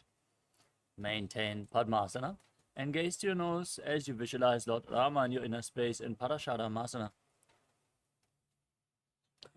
प्रथमकरे पद्मासन आचे सोदोसो वेबु परिपाचे गोड़ा अर्जुंगाए दो वुबुसो लगिता राशे सोई. Next up is Sarvangasana. As you lay on your back with the legs in Padmasana, now raise your legs and hips up. Bring your hands to the lower back for support with your elbows on the ground. Gaze to the tip of your nose and visualize Swamiji in your inner space. अथवा क्षेत्र संक्षेपात् सर्वांगासनमुत्तमं यत्कृत्वा योगनिबनो विद्याभिः पण्डितो यदा अधो निधाय शीर्षा च ऊर्ध्वपादद्वयं चरेत्. Next up is Vrishchikasana. As you lay on your back, place one foot onto the opposite thigh and pull the opposite knee towards your chest. Extend your arms up above your head and hook your fingers forward as you gaze to your third eye and visualize yourself as a scorpion. Now place the other foot on the opposite thigh. Repeat Vrishchikasana on the other side. प्रथमशयन सूदो शीशकेशकी संधि सुदाके.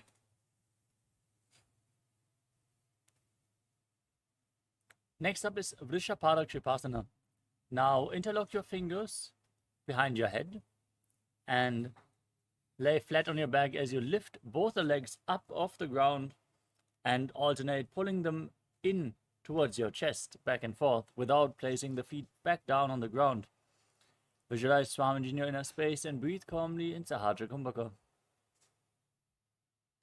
उत्तानशयनं कृत्वा पातल अनुलम्बिः कन्दरां बद्ध्वा कूर्परो मिलित्वा नितम्बेन भूमिं स्पृष्ट्वा एकं पादं प्रसारे एकेन पादेन सव्यदक्षिणं भ्रामयित्वा वृषभादिक्षेपः भवति. Next up is Maruttanasana. Now place your hands next to your hips and lift your knees up, touching your ears with your knees again and again. Visualize Swamiji in your inner space. श्वद्धान संस्थितिः कृत्वा जानद्वयं कर्यायेन कर्णयोः संस्पृशेत् मरोत्थानं भवति.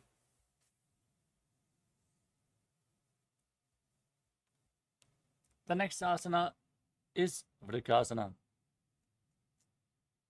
As you lay on your back, place your feet flat and stand up and lay back down again and again, visualizing yourself as a wolf. अथ उत्तानशयनं पातलाभ्यां भूमिं दत्त्वा उत्तिष्ठेत् वृकासनं भवति. Next up is Lutasana.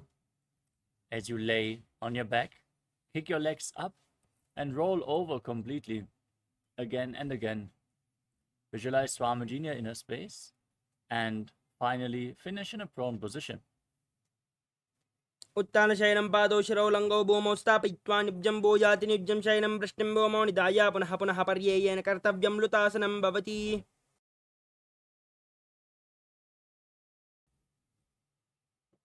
As you now lay on your stomach, keep your hands next to the shoulder level and contract your lips. Make a whistling sound like a flute while inhaling, as you visualize yourself as a chariot carrying warriors into a battle for Dharma on your chariot back in Sarathasana.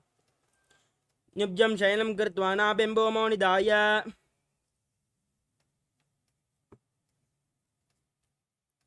From Sarathasana, now push your hands into the ground, lift your body up into a plank position, and jump your hands in between the feet, your feet in between the hands back and forth, as you visualize yourself transcend body and mind in Deha Ulanganasana. हस्तद्वयं बद्ध्वा तन्मध्ये चरणद्वयम् उडानेव बहिरानेव अतः नयेत् देहल्युल्लङ्घनं भवति. Now stand tall and bend forward as you place your hands on the mat in front of the feet. Walk back and forth on hands and feet as you visualize yourself as a wise 60-year-old elephant. अथ जाट्यासनं वक्ष्ये येन जातिस्मरो भवेत् हस्तान्द्रिभूमौ च गमनम् आगमनं ततः. Next up is Lolitika Karana. Now stand on the mat, heels touching, toes slightly pointed outwards, as you raise your arms to the shoulder level and rotate your arms around the body. Lean back and open up your chest, moving your head in all directions.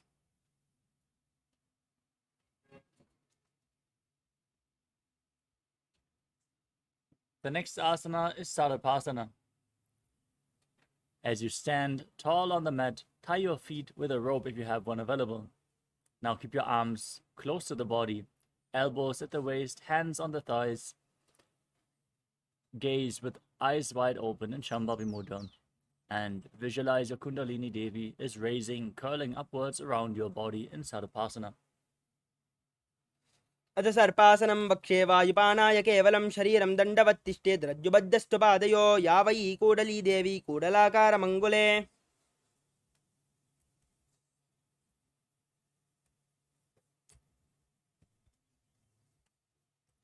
The next asana is Ushtra Saranasana. As you stand on the mat, lean forward and down and hold on to your feet from the front.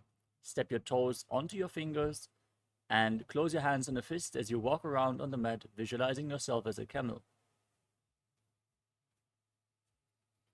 मुष्टिकनिष्ठिकाप्रदेशेन भूमौ निधाय उपरिपातले संस्थाप्य उष्ट्रवत् उष्ट्रसाधनं भवति. Next up is Ashvasana. From the same position, hold your feet from the side and walk around on the mat, visualizing yourself as a horse, Ashva.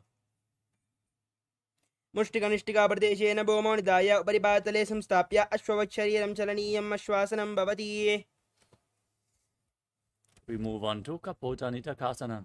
Now stand on the mat with your feet together, interlock your fingers behind your back, and lean back, tilt your head back as far as possible as you pull your hands towards your calves, visualizing yourself as a soaring bird diving. पातले भूमौ निधाय पृष्ठभागेन हस्तौ जङ्घापर्यन्तं नीत्वा कपोतनिटकं भवति.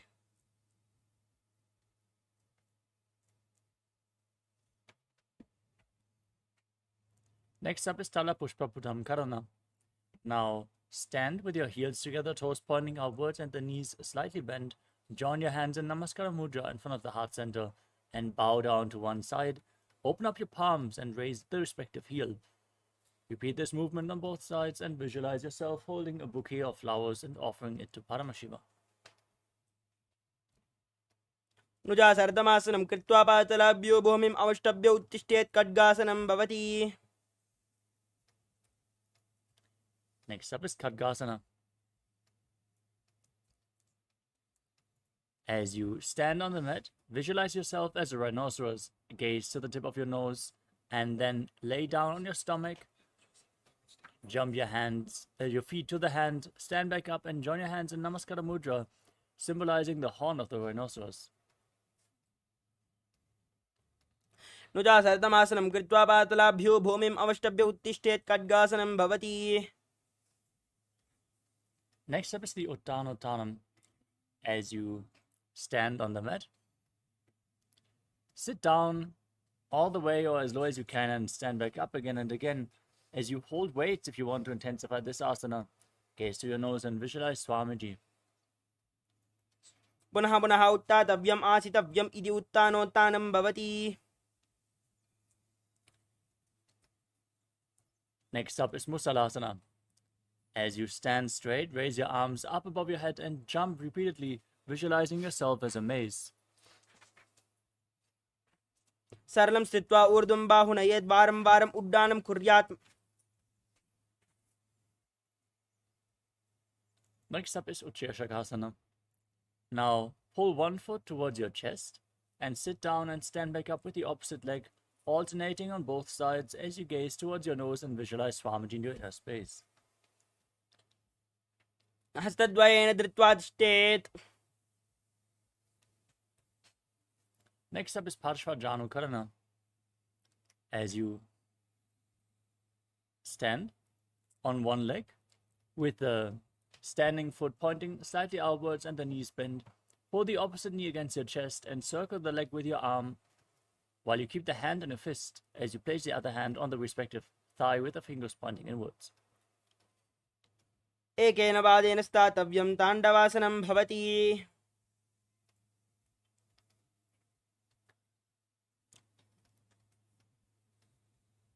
The next asana is Tandavasana. Now visualize yourself fiercely dancing as Lord Shiva. As you extend both your arms and one leg forward, sit down and stand back up. एकेन पादेन स्थातव्यं ताण्डवासनं भवति.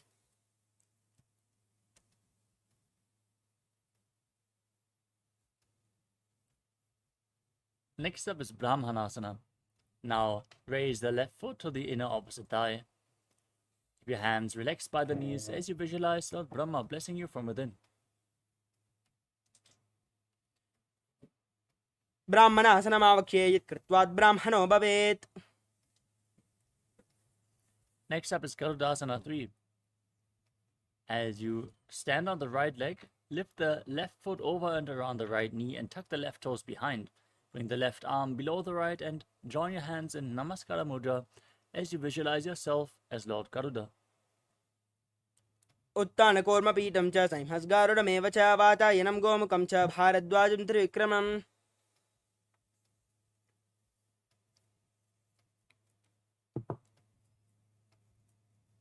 Next up is Ekapadasana. Now place the left foot on the right thigh, stand erect, one-legged. As you visualize Swamiji in your inner space and breathe calmly in Sahadra Kumbhaka. दक्षाग्रं वामपादस्य जङ्घोपरिनिधाय च. Next up is Dhiruvasana, the pole star posture. Now hold on to the left big toe. As you stand erect on the right leg, rotate quickly as you visualize yourself as the North Pole Star.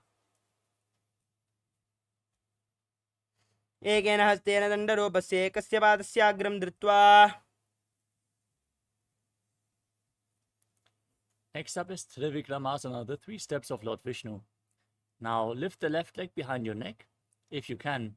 Otherwise, you can pull the leg against your chest or cross it over your opposite leg. Then stand erect, sit down, and stand back up as you visualize Lord Vishnu blessing you from within. ग्रीवायां पादं संस्थाप्य स्थातव्यम् उत्थातव्यं त्रिविक्रमासनं भवति. Now repeat Parshvajanukarana on the other side.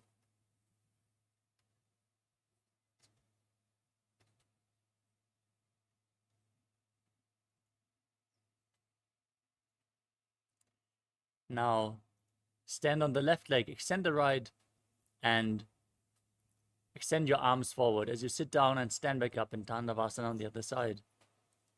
एकेन पादेन स्थातव्यं ताण्डवासनं भवति.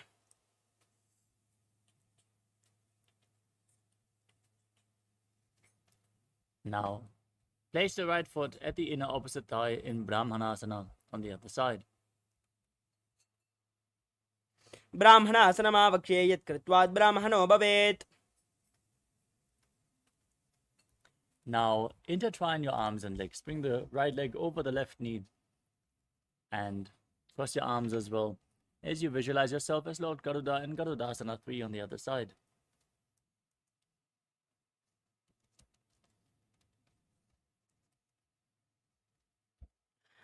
उत्तानकूर्मपीठं च संहस्गारुडमेव च वातायनं गोमुखं च भारद्वाजं त्रिविक्रमम्. Now place the right foot on the left thigh. Keep your hands relaxed by the side as you visualize Swamiji in Ekapadasana. दक्षाग्रं वामपादस्य जङ्घोपरिनिधाय च. Now perform Dhruvasana, the poster posture on the other side. Hold on to the right big toe as you rotate quickly on the standing leg. एकेन हस्तेन दण्डरूपस्य एकस्य पादस्याग्रं धृत्वा. Now bring the right foot behind your neck. Sit down and stand back up in Trivikramasana as you visualize Lord Vishnu blessing you from within. एकेन हस्तेन दण्डरूपस्य एकस्य पादस्याग्रं धृत्वा. Next up is Samanakakarana. Now stand erect on the mat like a rod. Keep your heels together, the hands slightly extended away from the body with the fingers pointing one by one in this natural posture. Relax from all the intense asanas that we just performed as you get ready to enter the final 100 asanas of the sequence, starting off with Gorak Anjali Asana. Now squat down and bring your hands between the thighs and calves as you interlock the fingers in Parusha Mudra. Squat down all the way and bring the finger lock towards your navel. Visualize the great sage Goraknath, founder of the Natha Yoga Hindu Sampradaya. As you perform Jivachala Kumbhaka, inhale all the way and hold your breath, moving the retained prana up, down, left, right, and through the limbs of your body by the force of your will.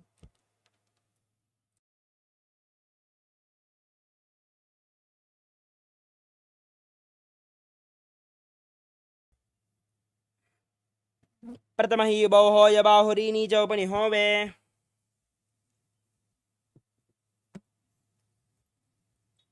Next up is Kanji Asana. Now, interlock your fingers behind your buttocks as you squat down all the way. Visualize Swamiji in your inner space and perform the Mudra Bandha.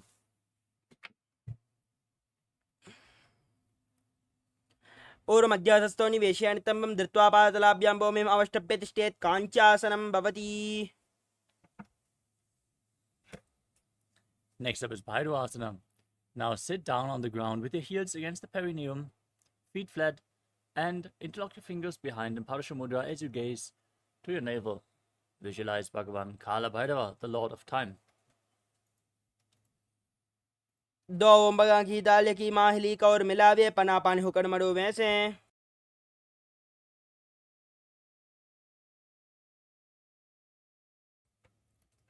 The next asana is Varahasana. As you squat down, feet flat, raise your hands behind your head, joined in Anjali Mudra with the fingers pointing down, keeping your elbows close to your head. As you gaze to the tip of the nose, visualize yourself as Varaha, the boar avatar of Lord Vishnu. पगतली की माहली का और मिलावे पना पानी होकर बैसे. Next up is Prapitasana. Now hold on to the big toes in Prana Mudra as you raise your hips to the same level as your knees. Keep your arms straight and visualize Swamiji in your inner space. अदुत्तान आसनानि पार्श्वद्वये सम्मिल्य स्थित्वानि तम्बं जानप्रदेश आनीये तिष्ठेत् प्रपयासनं भवति. Next up is Bakasana. Now place your hands flat on the ground and place your knees onto your arms towards your armpits. Lean forward, find balance, and then lift your legs off the ground as you visualize yourself as a crane, as a crow. हस्ताभ्याम् अमरिममष्टम्ब जानद्वयं नाभौ सम्मिल्य जङ्घूरी संस्थाप्य तिष्ठेत् बकासनं भवति. The next asana is Sushtanga Kapali Asana. With your hands flat on the ground, the knees on your arms, place your head on the mat and then lift your legs up and then cross them into Padmasana. Gaze at the tip of your nose. Visualize Swamiji, breathe in Jivachala Kumbhaka, move your prana up and down within your body. आसन गौगुण कपाल आचौ होई. Gently lower your body down. Come to a kneeling posture. Keep your heels outside the hips with the toes touching behind your butt in Guptasana. Fix your gaze on the tip of your nose in Shambhavi Mudra as you visualize that you are sitting in the secret seat with Paramashiva and Guru in Guptasana. जानर्वोरन्तरे पादौ कृत्वा पादौ च गोपयेत् पादौ परीक्ष संस्थाप्य घोरं गुप्तासनं विदुः. The next asana is Vrikshasana too. Now place your hands flat on the ground and raise your legs up into a handstand. Lean against the wall for support if needed or ask a partner to aid you in the performance of this asana to purify all your 7 chakras as you visualize yourself as a tree with deep roots growing into the ground and breathing calmly through your nose in Sahadra Kumbhaka. सप्तचक्रक्षालनाय वक्षासन विशेषकान् जानेन्द्रिय समाध्याय कोणभेदान् समाभ्यसेत्. Now maintain the handstand and join your hands and feet closer together. Gaze up towards your third eye and visualize Tejas energy flowing towards your third eye, rejuvenating your body and bringing divine radiance to your being in Shivasana. दो bug जोई माही गुल्प मिलाए उबौ होय जो हाथ संपूव करे. Now place your hands flat on the mat and step your feet back into a plank position as you lower your body down and push it back up again and again, visualizing yourself as a fish in Matsyasana too. निब्जं शयनं कूर्परो पार्श्वभागायां मृड्वा कृत्य हस्तलाभ्यां मोमिम् अवष्टभ्य वारं वारम् उड्डानं कुर्यात् मत्स्यासनं भवति. Next up is Sadapasana too. Now lay down on your stomach and place your hands on the hips. Raise your chest and move it from left to right. Move and visualize your body like a snake Breathe in Sahasrara Kumbhaka. निभ्यं शयनं कृत्वा हस्तौ नितम्बं संस्थाप्य पादोदीकृत्य सम्मील्य वरसगन्तव्यं सर्पासनं भवति. Now place your elbows on the ground in front of you. Join your hands in Padma Mudra, the lotus mudra. As you join your thumbs and little fingers, then rest your chin on your hands. Point your toes backwards. Keep the feet flat as you feel self-supported and completely independent in Niralambanasana. कराभ्यां पङ्कजं कृत्वा तिष्ठेत्कूर्परया सुधीमुखमुन्नमनुच्चायि निरालम्बनमासनम्. Next up is Chaturasana. Now place your hands flat on the ground and bend your knees to raise your feet up. Then straighten your arms, push your upper back towards your feet as you tilt your head back and visualize yourself as an umbrella protecting your guru from the sun rays. अर्ध्यासनवस्थित्वा हस्तदलाभ्यां भूमिम् अवष्टभ्यमुन्नया चत्रासनं भवति. Next up is Vajrasana. Now sit on your heels with the feet flat in a kneeling posture. As you extend your arms forward, place your palms and your forehead on the ground. Gaze towards the tip of your nose and visualize yourself as Vajra, the weapon of Indra, symbolizing your indestructibility. इदानीं गर्भिणीनां योगाभ्यासो यथा लगो सुखप्रसवलाभाय प्रोच्यते प्राक्तने पति. Next up is Meshasana. With your hands flat on the ground, raise your hips up and alternate striking the ground with your hands as you visualize yourself as powerful as a ram. गजासनसंस्थौ एकैकं पादं पुरोमार्गेण भ्रामयित्वा कर्तव्यम्. Next up is Ajasana. From Gajasana, with your hands on the ground and your hips raised, raise your legs up and slowly lower your forehead down towards the ground as you visualize yourself as unborn, existing for all eternity. गजासनसंस्थौ पादद्वयं ममतराले कृत्य मस्तकेन भूमिं स्पृष्ट्वा अजासनं भवति. Now sit in a kneeling posture. On your heels, hold onto the big toes and pull them against your perineum. Then place your hands on the knees. Gaze to your nose in Shambhavi Mudra. Visualize Swamiji and breathe in Ujjayi Pranayama. Make an ocean-like sound with your mouth in Dhanantarasana. पौरभविधिपरिहाता की काकसी से उपनाशरा मोड़ी पगा की अंगुली अग्रिमेरु लगावे. Next up is the Angamottanam. In this position, interlock your fingers in front of your body and move them left, right, up, down in all directions, giving massage to various different joints and muscles of your body. Then interlock the fingers behind and repeat the movement behind you as well, as you visualize Swamiji in your inner space.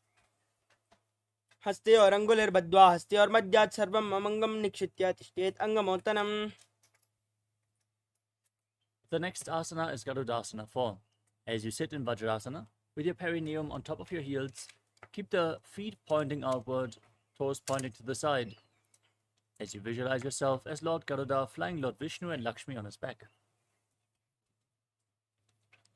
जङ्गोरभ्यां दरां पीड्यस्तिर्कयोद्जानुनो जानुपरिक्करद्वन्द्वा गरुडासनमुच्यते. The next asana is Ananda Mandirasana. As you sit with your feet pointing backwards, the knees opened wide on top of your ankles, hold onto your ankles with your hands and place the front of your buttocks on the ground. Gaze up towards your third eye, visualize yourself residing in the blissful space of a temple and breathe in Ujjayi Pranayama. अथ वक्षे वीरनाथ आनन्दमन्दिरासनं यत्कृत्वा अमरो धीरो भवत्येवेह साधकः. Next up is Mandukasana too. As you keep your knees open wide, the feet overlapping behind, sit on your ankles and place your hands underneath the knees. Then press your tongue up against the roof of your mouth in Manduki Mudra. Visualize yourself as a frog and engage Uddiyana Bandha and Mula Bandha. पृष्ठं सम्पीड्य गुल्पाभ्यां जान्वङ्गे सफले आकृतिः हस्तौ पातले क्षिप्तौ मण्डुकं पादोषहृते.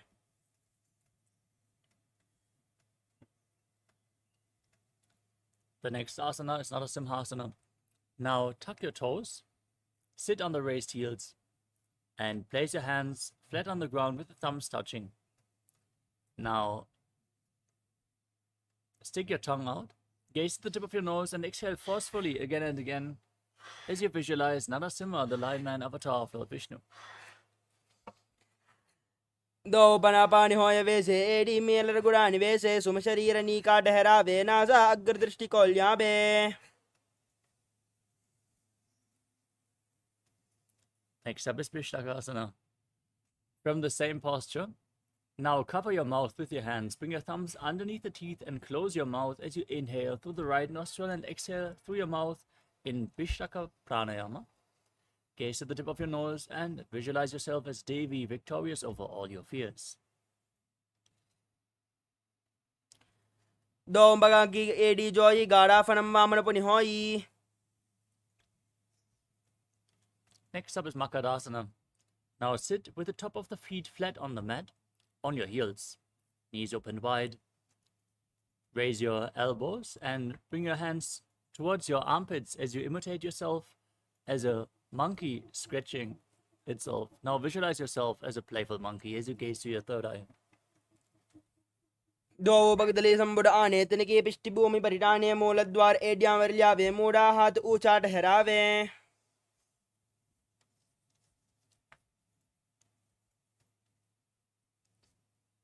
Next up is Vajrasangarasana. Now tuck your toes and bring the soles of the feet together as you sit on the raised heels. Raise your knees off the mat and open them wide as you hold opposite elbows behind your back. Gaze at the tip of the nose and embody diamond-like strength for yourself and your Sangha, your spiritual community. परदमना पानी होय वैसे ए दो AD गुड़ानी वैसे गोड़ा उबारा के तीरा आड़े Y पसारे दीरा.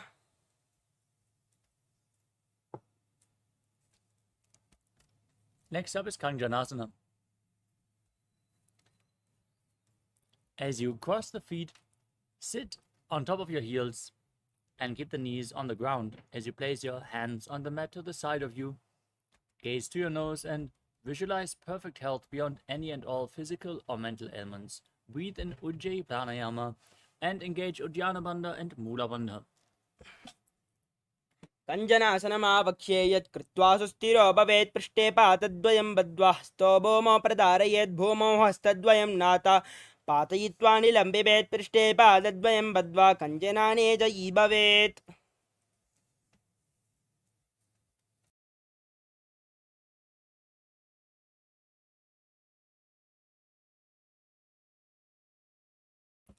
The next asana is Kurmasana.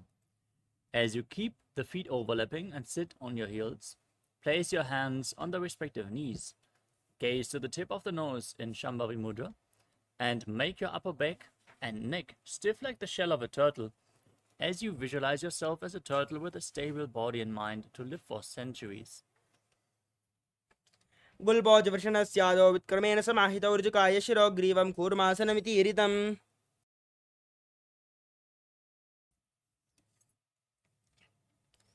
Now maintain your hands on the knees, relax your upper back and neck. Gaze through your nose and visualize Swamiji in Yogasana.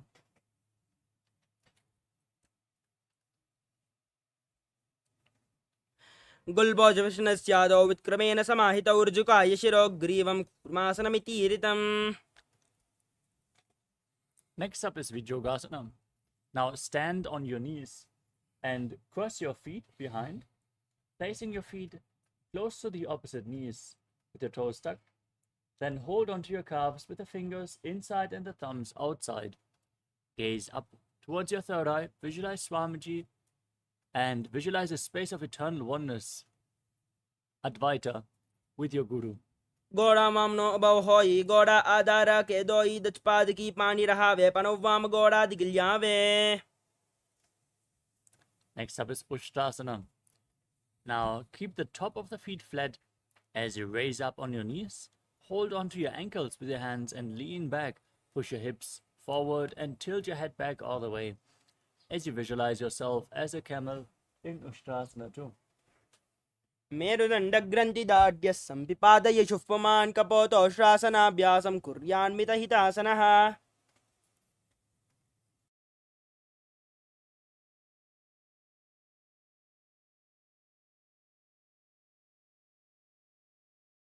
Next up is Jatyasana 2. As you hold on to the soles of your feet, lean back, place your elbows and the back of your head on the mat. Gaze at the tip of your nose and visualize yourself as a lotus blooming.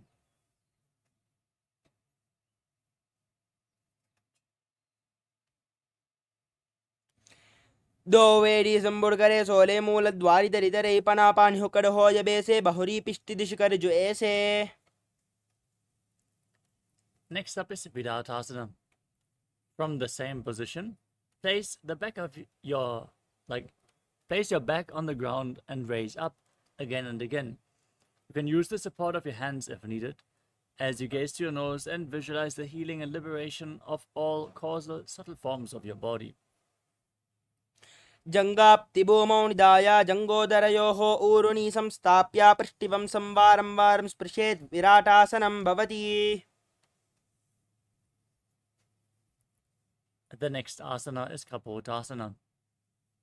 In this kneeling posture, now bring your hands behind, hold on to your heels and place your forearms on the ground as you bring your head in between the feet.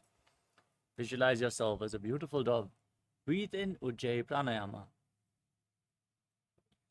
मेरुदण्डग्रन्थिदाढ्य संपिपादयि शुष्पमान् कपोतोष्ट्रासनाभ्यासं कुर्यान्मितहितासनः. The next asana is Varasana. Now stand on your knees with the toes tucked. Hold on to opposite elbows in front as you gaze to your nose and internally chant the Mahavakya, Om Nithyananda Paramashivoham, as this is the boon fulfilling posture. Receive your boon from Paramashiva. जानुने भूमौ संस्थाप्य हस्ताभ्यां बाहु परस्परं धृत्वा सरलं तिष्ठेद्वरासनं भवति. The next asana is Varahasana 2. As you sit with your perineum on raised heels with the toes tucked, place your forearms on the ground in front of you and rest your head on your hands. Now visualize yourself as Varaha, the boar avatar of Lord Vishnu, and breathe in Ujjayi Pranayama. Make an ocean-like sound with your mouth. सूर्यं चन्द्रं वेदनानि कथयन्ते कूर्परो भूमौ स्थापयित्वा. The next asana is Mundasana. From a kneeling position, place your forearms on the ground, shoulder width apart. Interlock your fingers, place your head on the mat, hold it with your hands, and walk your feet forward, raise your hips, raise the legs up into a headstand posture. Gaze towards the tip of your nose, breathe in Sahaja Kumbhaka as you visualize yourself as a lopped tree. अधो मुण्डासनं वक्षे सर्वेषां प्राणिनां सुखम् ऊर्ध्वमार्गे पदे दत्त्वा धारयन्मारुतं सिद्धिः सर्वासनं श्रेष्ठं हि ऊर्ध्वपादौ यदाचरेत् तदैव महजं सिद्धिं तदाति वायवी कला. Gently lower your legs down. Come to a kneeling position. Keep your feet flat and lean forward and down. Bring your head in between the knees. Hold on to your head with both hands, elbows outside the knees. Inhale through your nose in Sahaja Kumbhaka and exhale through your mouth in this asana. As you gaze to your nose and visualize Swamiji in your inner space in Andhasana.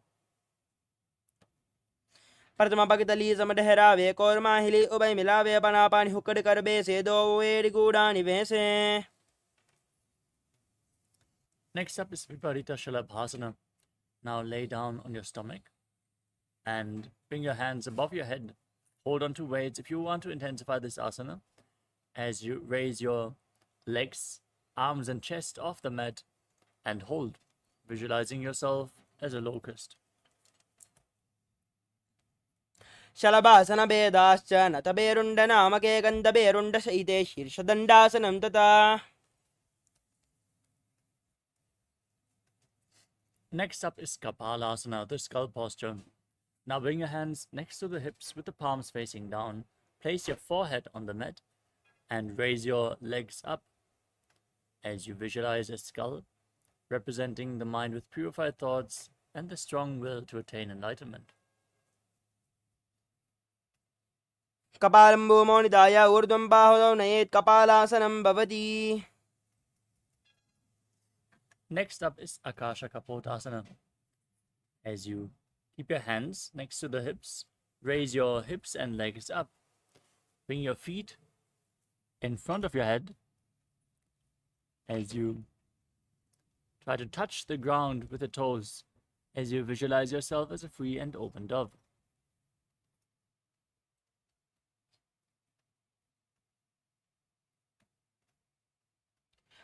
उष्ट्रासने स्थित्वा चरणौ भूमेरुत्थाप्य मस्तकोपरि नीत्वा पृष्ठपादेशेन भूमौ स्थापयेत् आकाशकपोतं भवति.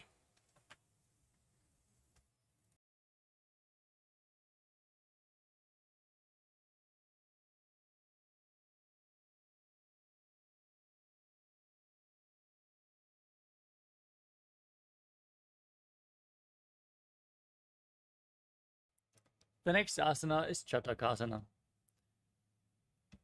As you sit in a kneeling posture, place your forearms on the ground, bring your navel towards your knees, and be sturdy as you visualize yourself as a sparrow.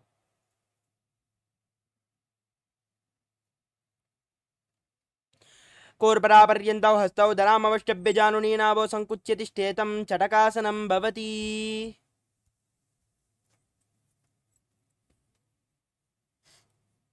Next up is Vrishikasana 2. Now, maintain your forearms on the ground and raise your hips and legs up over top of your body. Try to touch the back of your head with your feet as you visualize yourself as a scorpion. व्यश्चैव पुच्छः प्रतिमाङ्घ्रिपार्ष्णे धृत्वा सुशीर्षे चुबुकं विदार्यकौ यत्रेति सन्तिष्ठति साधकस्त्वं विशावहं वृश्चिकसंज्ञमासनम्. Next up is Vrishasana, the bull posture. Now, sit in a kneeling posture and place your perineum onto the right heel as you bring the left foot outside the hip with the toes pointing to the side. Gaze outwards in Vaishnavi Mudra without focusing on any of the external objects. Place your hands in front of the knees, visualize yourself as a bull, and inhale forcefully through your nose. Hold your breath for a short while, and then again slowly exhale through your nose in Antarangaka Kumbhaka. याम्यगुल्पे पादमूले वामभागे पदेतरं विपरीतं स्पृशेत् भूमिं वृषासनमिदं भवेत्. Next up is Ulasana. As you maintain your hands on the ground in front of you, lift your entire body off the mat. Cross the toes of the left foot over top of the right. As you balance on your arms, visualize Swamiji in your inner space. लोलासनं सदा कुर्यात् वायुलोलापघातनात् स्थिरवायुप्रसेदेन स्थिरचेत्सा भवेद्रुतम्. Now place your perineum onto the left heel. Keep the right foot outside the hip. In Vrishasana on the other side as you visualize yourself as a bull. याम्यगुल्पे पादमूले वामभागे पदेतरं विपरीतं स्पृशेत् भूमिं वृषासनमिदं भवेत्.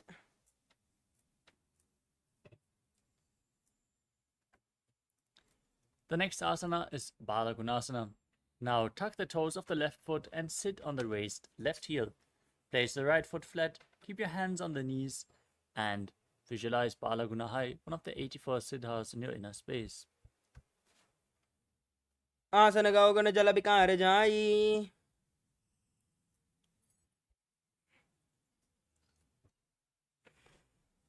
We move on to Grahasana. Now stand up and bring your hands in between the legs and squat down, holding on to your ankles from the outside.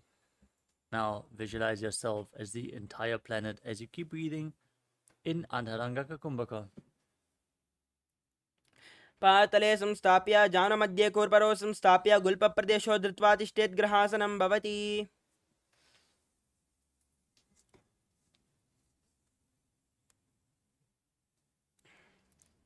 Now tuck the right toes and sit on the raised right heel as you repeat Balagunasana on the other side. आसनगौगणजलविकारजायी.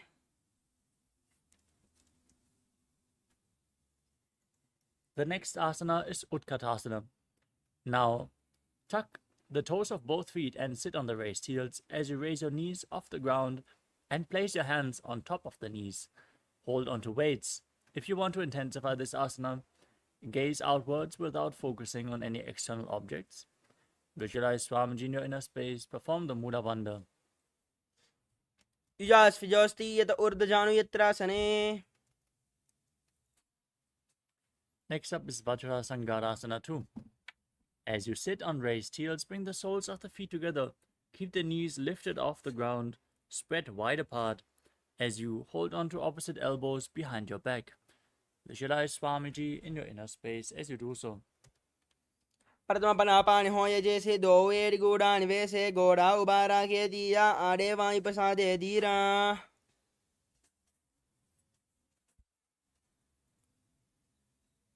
Next up is Anilasana. Now place your hands flat on the mat and step your heels onto your hands as you squat down all the way.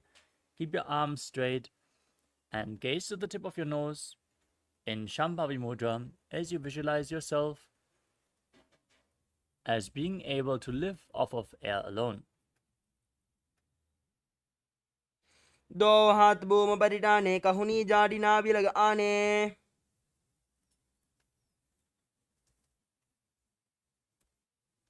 Next up is Padukasana. Now stand tall on the mat and place the back side of your hands on the mat in front of you. Step your feet onto your hands and wrap your hands around the feet like a shoe. As you walk around on the mat, visualize yourself wearing Padukas, performing a Padayatra all throughout India in Padukasana.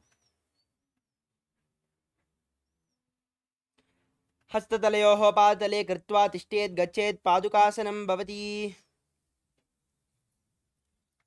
Next up is Kukkutoddanasana. As you place your hands on the ground in front of you, jump your legs up and let them fall back down again and again, visualizing yourself as a rooster. Hastatale boma kritva patale cha urdvam mundanam kritva boma patet ittam punaf punaf kuryat kukkutoddanam bhavati. The next asana is Viparita Nrityasana. Now keep your hands flat on the ground and jump your legs up into a handstand as you dance around on two hands and feel yourself become free of all inhibitions. Hastatalabyam bomim avashtabya urdvam padagre kurvan hastatalabyam nartanam kartavyam viparita nrityam bhavati. Next up is Kunjarasana. As you keep your heels separated, place one palm onto the mat and hold your head with the other hand. Keep your arms straight, visualize Swamiji in your inner space and breathe calmly through your nose in Sahadra Kumbhaka. Adavakshe mahadeva kunjarasanam uttamam kare naikena padabhyam bhumotishtet shrah karaha. Now place the other hand on the mat. Repeat Kunjarasana on the other side.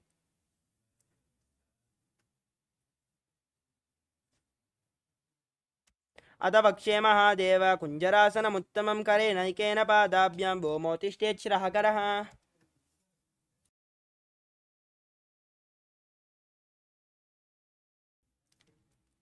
Next up is Kadambasana. As you squat down all the way, hold on to your ankles, and then raise your feet off the mat and visualize yourself as a Kadamba tree, a pious tree that promotes a long life. Parshnibhyam bomim avashtabya hastadvayena gulpau dhritva tishtet kadamba bhavati.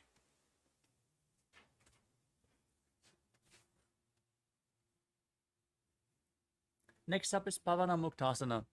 Now place your feet flat on the ground and pull opposite knees against your chest with your hands as you visualize any excess vata being released from or balanced within your system. Dvayostu padayof panim latva swaswani tambake januni vakshasi sadur babrati karabandhanai.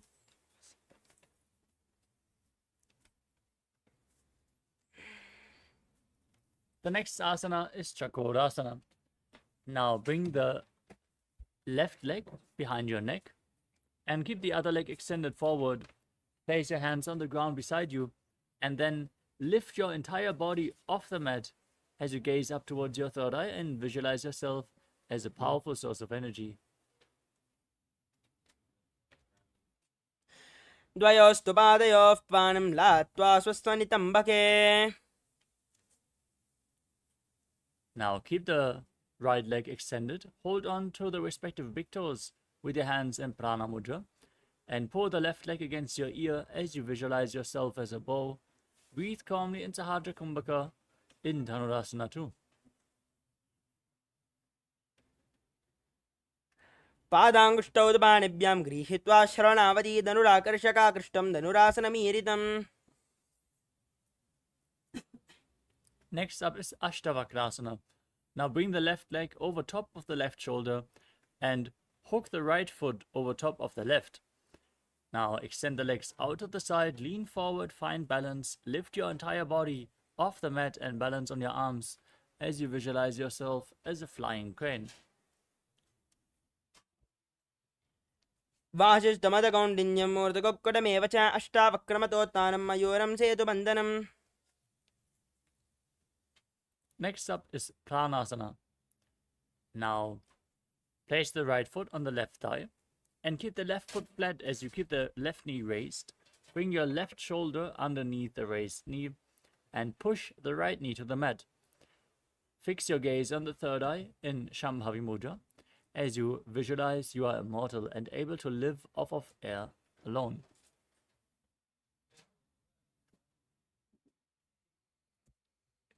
एतत् प्रभेदं वक्ष्यामि करोति यस्य चामरः एकपादमुरो बद्ध्वा स्कन्धेऽन्यपादरक्षणम्. The next asana is Parshvamatsindasana. As you place the right heel close to the left hip, step the left heel over top of the right knee. Bring the right elbow outside the raised knee and bring the arm below the leg as you interlock your fingers behind your back. Gaze upwards towards your third eye and visualize Sage Matsindana, the master of Hatha Yoga. वामोरमूलार्पितदक्षपादोजान्वोर्बहिर्वेष्टितदक्षदोष्णा प्रगृह्यतिष्ठेत् परिवर्तिताङ्गः श्रीमत्स्यनाथोदितमासनं स्यात् मत्स्येन्द्रपीठं जठरप्रदीप्तं प्रचण्डरुक्मण्डलकण्डनास्त्रम् अभ्यासदकुण्डलिनी प्रबोधं दण्डस्पिरद्वं हि ददाति पुंसाम्. Now repeat Chakrasana on the other side. Bring the right foot over top of the right shoulder. Keep the left leg extended. Raise your entire body off the mat and gaze up towards your third eye as you visualize yourself as a powerful source of energy. पूर्वदानं च दुष्पादं पीठं वज्रासनं तथा च कोरक्रौञ्च शलभभुजङ्गम् अपि वृश्चिकम्. Now keep the left leg extended. Hold on to the respective big toes in Prana Mudra. As you pull the right foot towards your ear, visualize yourself as a bow.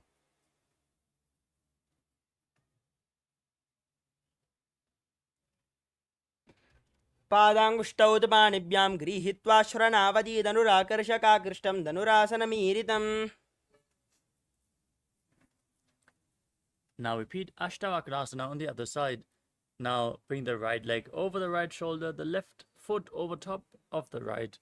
Extend the legs to the side as you push your arms in the ground, balance and lean forward. Visualize yourself as a flying crane. वासिष्ठमदकौण्डिन्यं मूर्धकुक्कुटमेव च अष्टावक्रमतोत्थानं मयूरं सेतुबन्धनम्. Next up is Pranasana on the other side. Now bring the left foot on the right thigh, the right shoulder beneath the raised knee. Press the left knee down, gaze to your third eye and visualize you are immortal and able to exist solely on prana. एतत् प्रभेदं वक्ष्यामि करोति यस्य चामरः एकपादमुरो बद्ध्वा स्कन्धेऽन्यपादरक्षणम्. Next up is Parshvamatsindasana on the other side. Now bring the left heel close to the right hip. Step the right foot over the left knee. Bring your arm below. Twist your spine and hold on to opposite hands behind your back as you gaze to your third eye and visualize Sage Matsindana, the master of Hatha Yoga. वामोरमूलार्पितदक्षपादोजान्वोर्बहिर्वेष्टितदक्षदोष्णा प्रगृह्यतिष्ठेत् परिवर्तिताङ्गः श्रीमत्स्यनाथोदितमासनं स्यात् मत्स्येन्द्रपीठं जठरप्रदीप्तं प्रचण्डरुक्मण्डलकण्डनास्त्रम् अभ्यासितकुण्डलिनी प्रबोधं दण्डस्पिरद्वं हि ददाति पुंसाम्.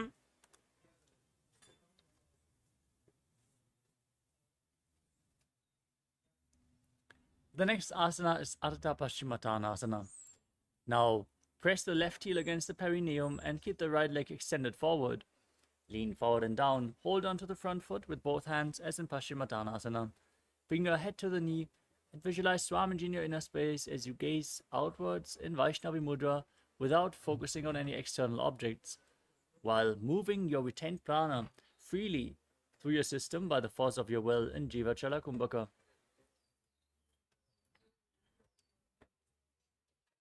एकं पादं प्रसार्य एकं पादस्य पार्श्विना अश्विनी सम्पीड्य हस्तद्वयेन प्रसारितपादाङ्गुष्ठं धृत्वा. Next up is Kranchasana. Now bring the left foot outside of the hip. Bring the top of the left foot on the mat as you hold onto the right and extend it up in front of your face, keeping the knees straight. Now visualize yourself as a crane in Kranchasana. वाशिष्ठमतकौण्डिन्यं मूर्धकोक्कडमेव च अष्टावक्रमतोत्थानं मयूरं सेतुबन्धनम्. Now press your perineum with the other heel. Repeat Ardha Paschimottanasana on the other side as you lean forward and down. एकं पादं प्रसार्य एकं पादस्य पार्श्विना Ashwini. Now bring the right foot outside the hip. Keep the top of the right foot on the mat as you hold onto the left foot and extend it up in front of your face. Visualize yourself as a crane in Kranchasana.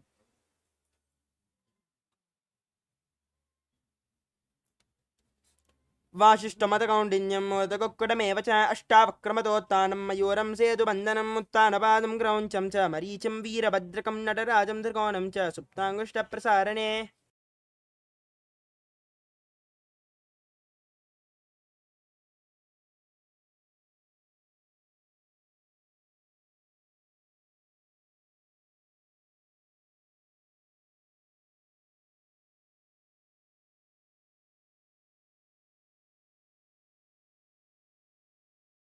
The next asana is Swastikasana. Now sit with your feet in between the thighs and calves in a cross-legged position. Fix your gaze on the tip of your nose in Shambhavi Mudra with your eyes open wide, unblinking, actually gazing within eternally. Now visualize, embody peace, well-being, good fortune and prosperity as you visualize a swastika in Swastikasana. जानर्वोरन्तरे सम्यक् कृत्वा पातले उभेर्जुकाय समासीन स्वस्तिकं तत्प्रचक्षते. Next up is Gorakshasana. Now maintain the same posture with your feet in between the thighs and calves, but cover your heels with your hands. Gaze to the tip of the nose, lock your throat to the chest, and contract the perineal floor in Jalandhara Bandha and Mula Bandha. Visualize the great sage Goraknath, the founder of the Natha Yoga Hindu Sampradaya, in Gorakshasana. जानर्वोरन्तरे पादौ उत्थानौ व्यक्तसंस्थौ गुल्पौ चाच्याद्यहस्ताभ्यां तानाभ्यां प्रयत्नतः. Next up is Bhagasana 2. Now place the left heel against the perineum and place the right foot onto the left thigh as you gaze up towards your third eye. Visualize Swamiji in your inner space and meditate on Arihanta, the enlightened one, as you get ready to enter Shanmukhi Mudra. Now inhale all the way.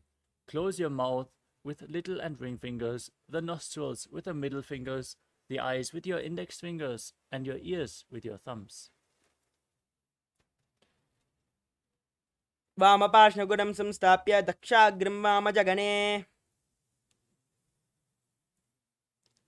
Next up is Yogasana 2. Now place your feet onto opposite knees and keep your hands next to your body on the mat with the palms facing upwards, the back of your hands on the mat. Gaze to the tip of your nose as you visualize Swamiji in your inner space and breathe in Kakachandra Kumbhaka. Roll up your tongue and stick it out without touching your teeth, and then inhale through the rolled up tongue and exhale through your nose as you perform the Mula Bandha in Yogasana 2. उत्थानौ चरणौ कृत्वा संस्थाप्योपरि जाननौ आसनोपरि संस्थाप्य चोत्थानं करयुग्मकम्. Next up is Urdhva Kukkutasana. Now rotate your hands at the side of your body. Place your palms on the mat. Keep your legs in Padmasana and lift your body up off the ground, balancing on your arms as you visualize yourself as a rooster.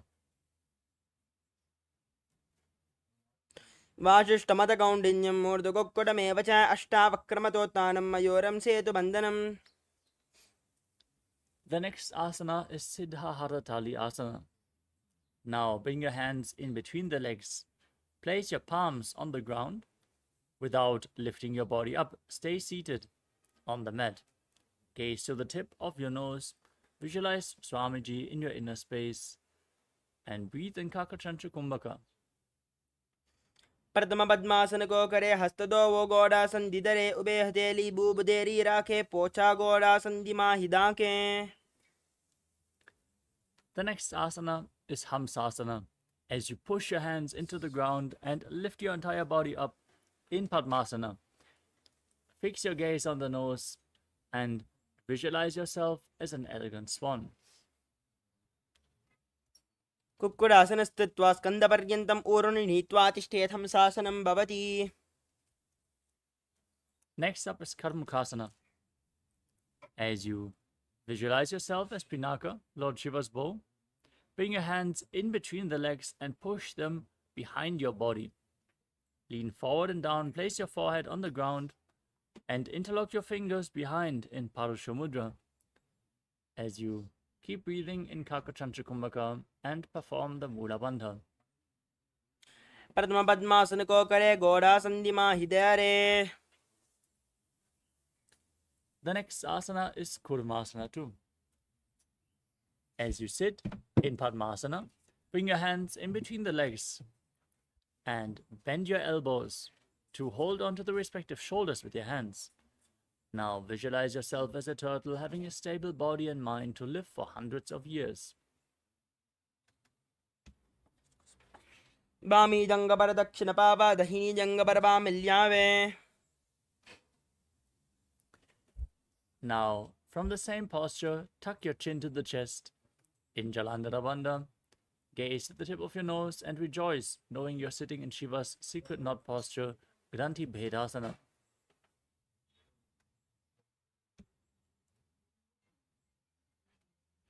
अथ वक्षे नीलकण्ठ ग्रन्थिभेदासनं शुभं ज्ञात्वा रुद्रोपवेक्षिप्रं सूक्ष्मवायुनिषेवनात्. The next asana is Uttana Kurmasana. Maintain the same posture and roll onto your back. As you gaze to your nose, embody a turtle laying on its back. Keep breathing in Kakachantra Kumbhaka.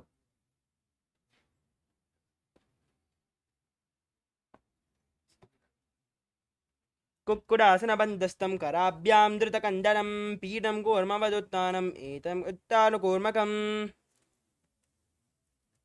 Now, kick your legs back up if you can. Sit up in Padmasana.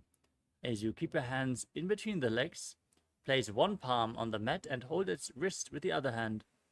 Then lift your body up on one arm, keeping it straight as you visualize yourself as a rooster in Pangu Kukkutasana. कुक्कुडासनच्चित्वा एकेन हस्तेन अन्यस्यामनिबन्धं धृत्वा हस्ततलेन भूमिम् अवष्टभ्य तिष्ठेत् पङ्गकुक्कुटं भवति. Now place the other hand flat on the mat in between your legs. Hold its wrist, lift your body up as you repeat Pangu Kukkutasana on the other side.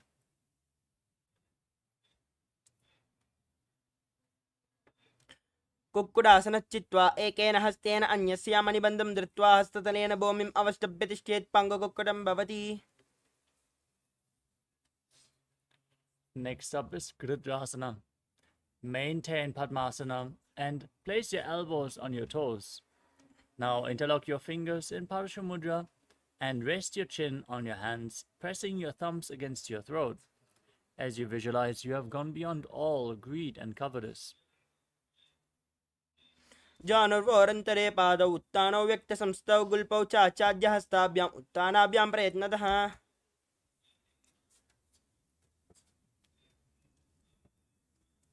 The next asana is Padmasana 3. As you sit in Padmasana, Place the backside of one hand onto the other. Keep your hands in your lap with the palms facing upwards. As you gaze to the tip of your nose, visualize Swamiji and engage all three bandhas. उत्तान उच्चारणौ विधाय विधिवत् शक्तिस्थितौ योगिरात्. The next asana is Padmasana 4.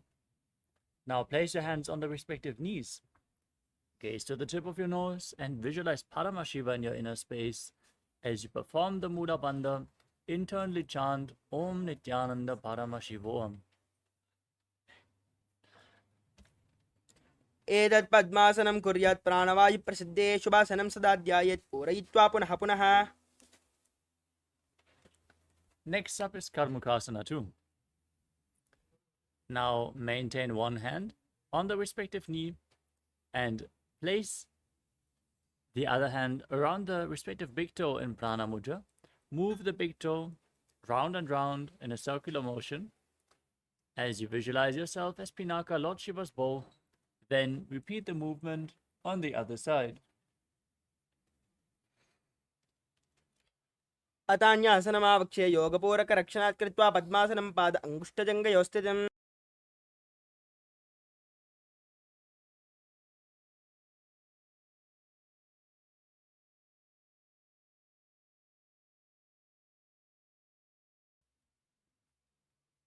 Next up is Karmukasana 2.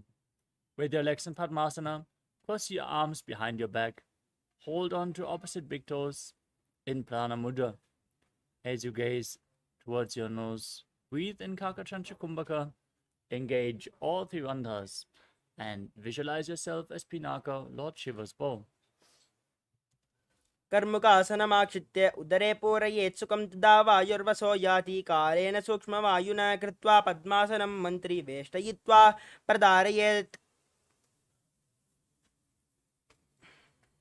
Maintain the same posture. Raise your chest, gaze up towards your third eye, and visualize yourself as the action of Paramashiva's third eye, destroying anything you come across in Dridhasana. ओरुभ्यामुपरिस्थाप्य पादयुग्मं प्रयत्नतः दक्षिणं सव्यदेशे च सव्यं दक्षिणदेशके. Next up is Nagarasana. Now, with your legs crossed behind, lay back, keep your legs in Padmasana. If you can't hold on to the big toes, just lay on crossed arms and gaze to the tip of your nose as you breathe calmly through the nose in Sahadra Kumbhaka. Contract the perineal floor and visualize yourself as a snake.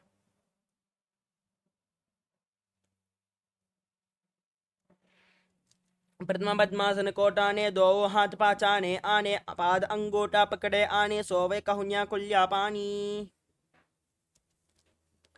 Now free your arms and legs. Pull your knees against your chest and circle your legs with your hands interlocked in Parashumudra. Squeeze your body into a ball as you bring your chin towards your knees. Breathe through your nose in Kandukasana. वेत्रासने स्थित्वा हस्तपादान् निष्कुष्य ऊर्ध्वं नयेत् पृष्ठवंशेन भूमिं पोतते कन्दुकासनं भवति. The next asana is Urdhva Pavanasana. As you lay on your back with your feet flat, interlock your fingers behind your head. Gaze towards your nose. Visualize Swamiji in your inner space.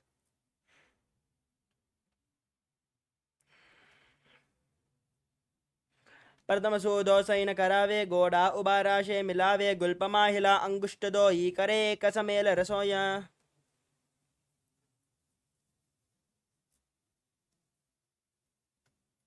Now, as you lay on your back, with your feet flat, place upturned palms underneath your heels. Step your heels onto your palms as you push your hips up high. Visualize yourself as a powerful alpha ape and breathe in Mocha Kumbhaka with Jalandhara Bandha and Muda Bandha engaged in Marakata Pitasana. उत्तानशयनं पातले उत्तानहस्तयोः स्थापयेत् पृष्ठभागं मूत्रमय्येत् मर्कटपीठं भवति. Next up is Uttana Shikipita Kasana. As you lay on your back, raise your hips and bring your hands to the lower back. Your elbows should bear the weight of your body as you point the toes, extend your legs, and gaze to your nose, visualizing Swamiji in your inner space.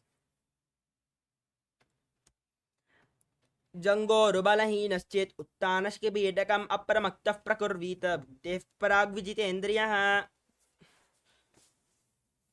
Next up is Narakasana. Now raise your legs up and place your arms on the mat for support as you visualize yourself blissfully traversing through Naraka Loka unscathed in Narakasana. ग्रीवाकण्ठेन भूमिं विस्तम्भ पादाग्रद्वयम् ऊर्ध्वमुत्तरयेत् नरकासनं भवति. Now bring your hands to the lower back, straighten your legs, and then slowly lower and anchor them, keeping your core engaged as you visualize yourself as a boat crossing the ocean of samsara in Tiryannaukasana. नौकावत् स्थित्वा ऊर्ध्वपादाग्रद्वयम् आम्नयेत् तिर्यन्नौकासनं भवति. Now bring your arms back to the mat. Keep your legs straight, sturdy like a flagpole, as you visualize yourself as the Kailasa flag, respected across all nations in Dvajasana. तिर्यन्नौकावत् ग्रीवापृष्ठकूर्परैः भूमिम् अवष्टभ्यमस्तकलाकेशेन पादाग्रद्वयम् ऊर्ध्वनयेद्वजासनं भवति. Now lower your entire body down to the mat. Keep your hands next to your hips, palms facing up in Mritasana. As you perform the Shakti Chalan Mudra once more, pulling the Kundalini Shakti up along your spine from the Muladhara to the Sahasrara Chakra. Now, unclutch from any external or internal movements. Be completely still as you visualize your body is dead and Swamiji, the Supreme Pontiff of Hinduism, is liberating you. Internally chant Om Nithyananda Paramashivoham. उत्तानं शववद्भूमौ शयनं तु शवासनं शवासनं श्रमहरं चित्तविश्रान्तिकारणम्.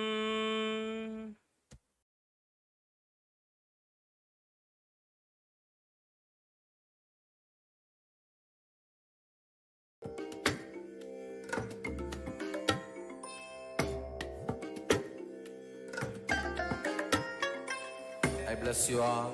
Let you all open all your three eyes and manifest the powers of Mahasudashiva. Om Nithyananda Paramashivoham.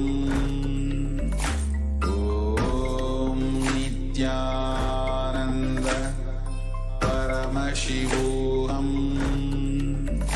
Om Nithyananda Paramashivoham. Om Nithyananda Paramashivoham. Om Nithyananda Paramashivoham. Om Nithyananda Paramashivoham. Om Nithyananda Paramashivoham. Om Nithyananda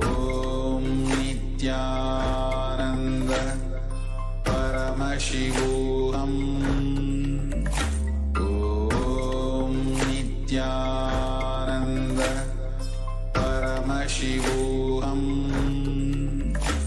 Om Nithyananda Paramashivoham.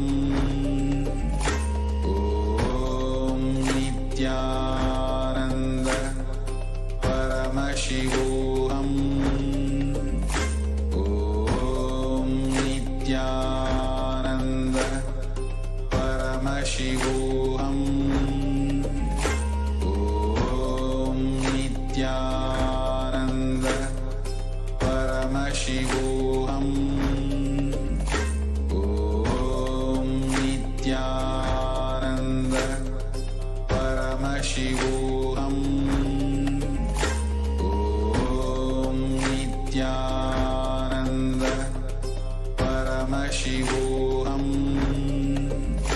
Om Nithyananda Paramashivoham.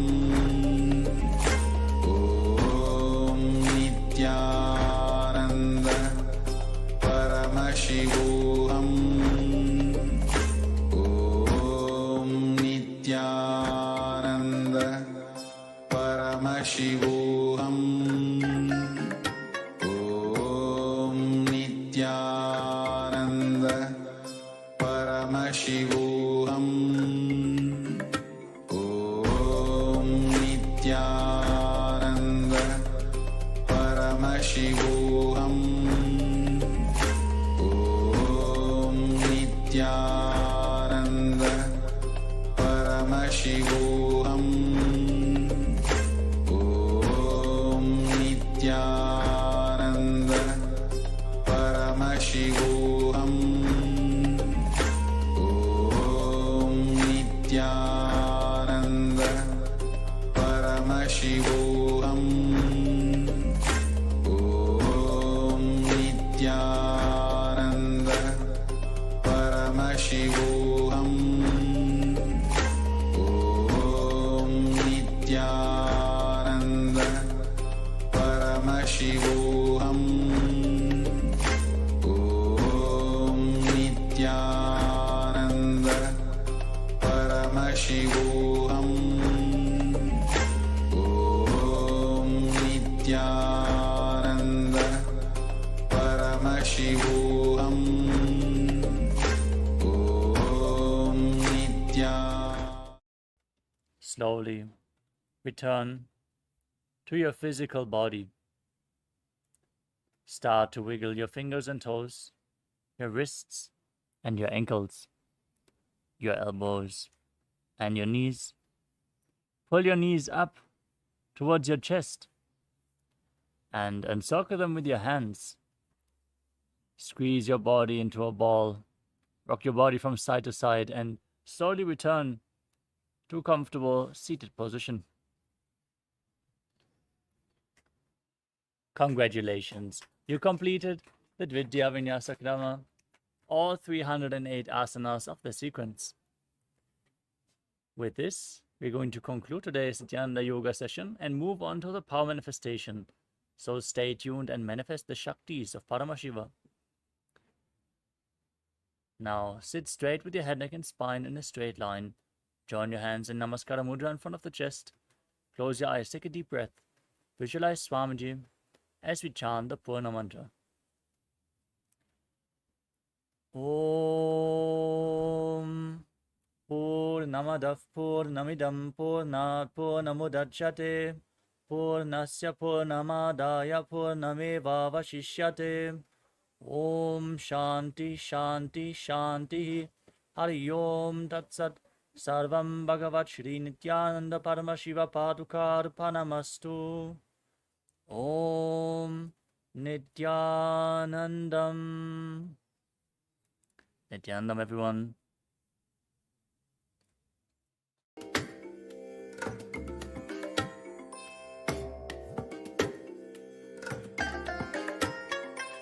I bless you all.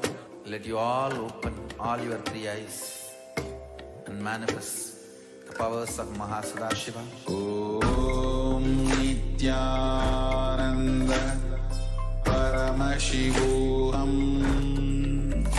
Om Nithyananda Paramashivoham. Om Nithyananda Paramashivoham. Om Nithyananda Paramashivoham. Om Nithyananda Paramashivoham. Om Nithyananda Paramashivoham. Om Nithyananda Paramashivoham.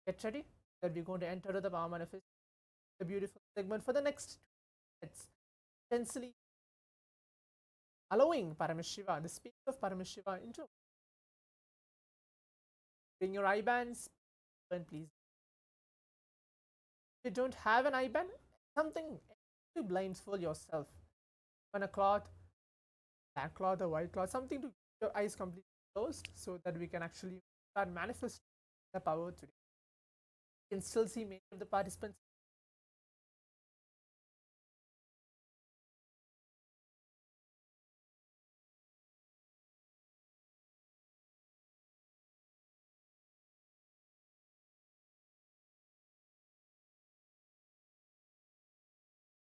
Yes.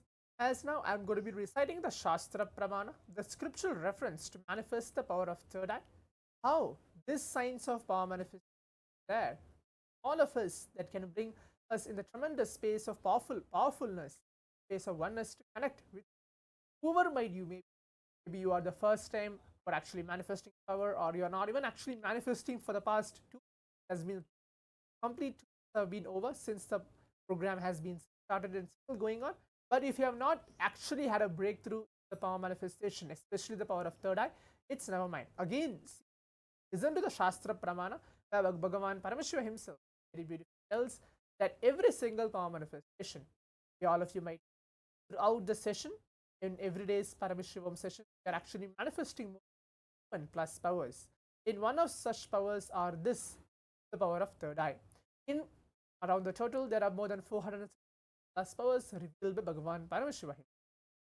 Every single power manifestation is authenticated, validated, not like Swamiji actually found the whole power manifestation, not at all. It has been lost, the science has been lost, and Swamiji, who is incarnation of Paramashiva himself, who has come down, the human, as now initiating all of us through the science of power manifestation. So I'll be reciting the Shastra Pramana and the translation for it, and then enter to the power manifestation. Kapalantarmano nyasya tishthanmitalochanaha ramena manaso dadyat lakshayed lakshamuttamam.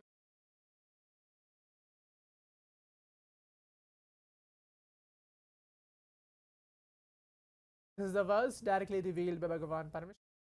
Translation goes for this verse is by fixing the mind on inner space within the crown center and sitting stably without any movement, having your eyes closed in succession. By that stability of the mind and inner space, the power of the third eye, one directly sees the ultimate goal, lakshyam, by having vision beyond the sight that reveals any object or place, attaining the space of oneness with himself. So now let us all get ready. Today's power manifestation, I'm going to be projecting some random image. I'll be choosing and projecting it all of you. Your eyes closed. So remember Swamiji in our very inner space. Any form of Swami. Throughout the day we have been receiving different bhava samay darshans. Whichever darshans which you feel that you are complete, or you feel that there is some kind of experience you have. I'm sure that every single darshan has some solid experience for each of us. You can remember that form of Swamiji once we keep our eyes closed. Eyes closed. On your eye bands.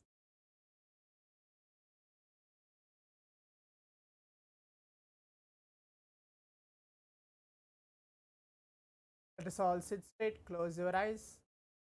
Visualize Swami or inner space.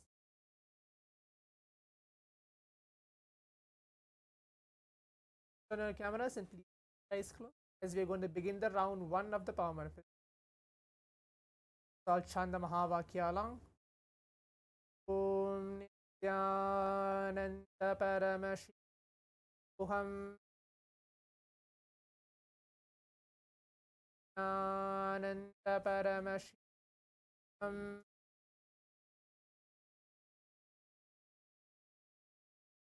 Paramashivam. I'm going to project the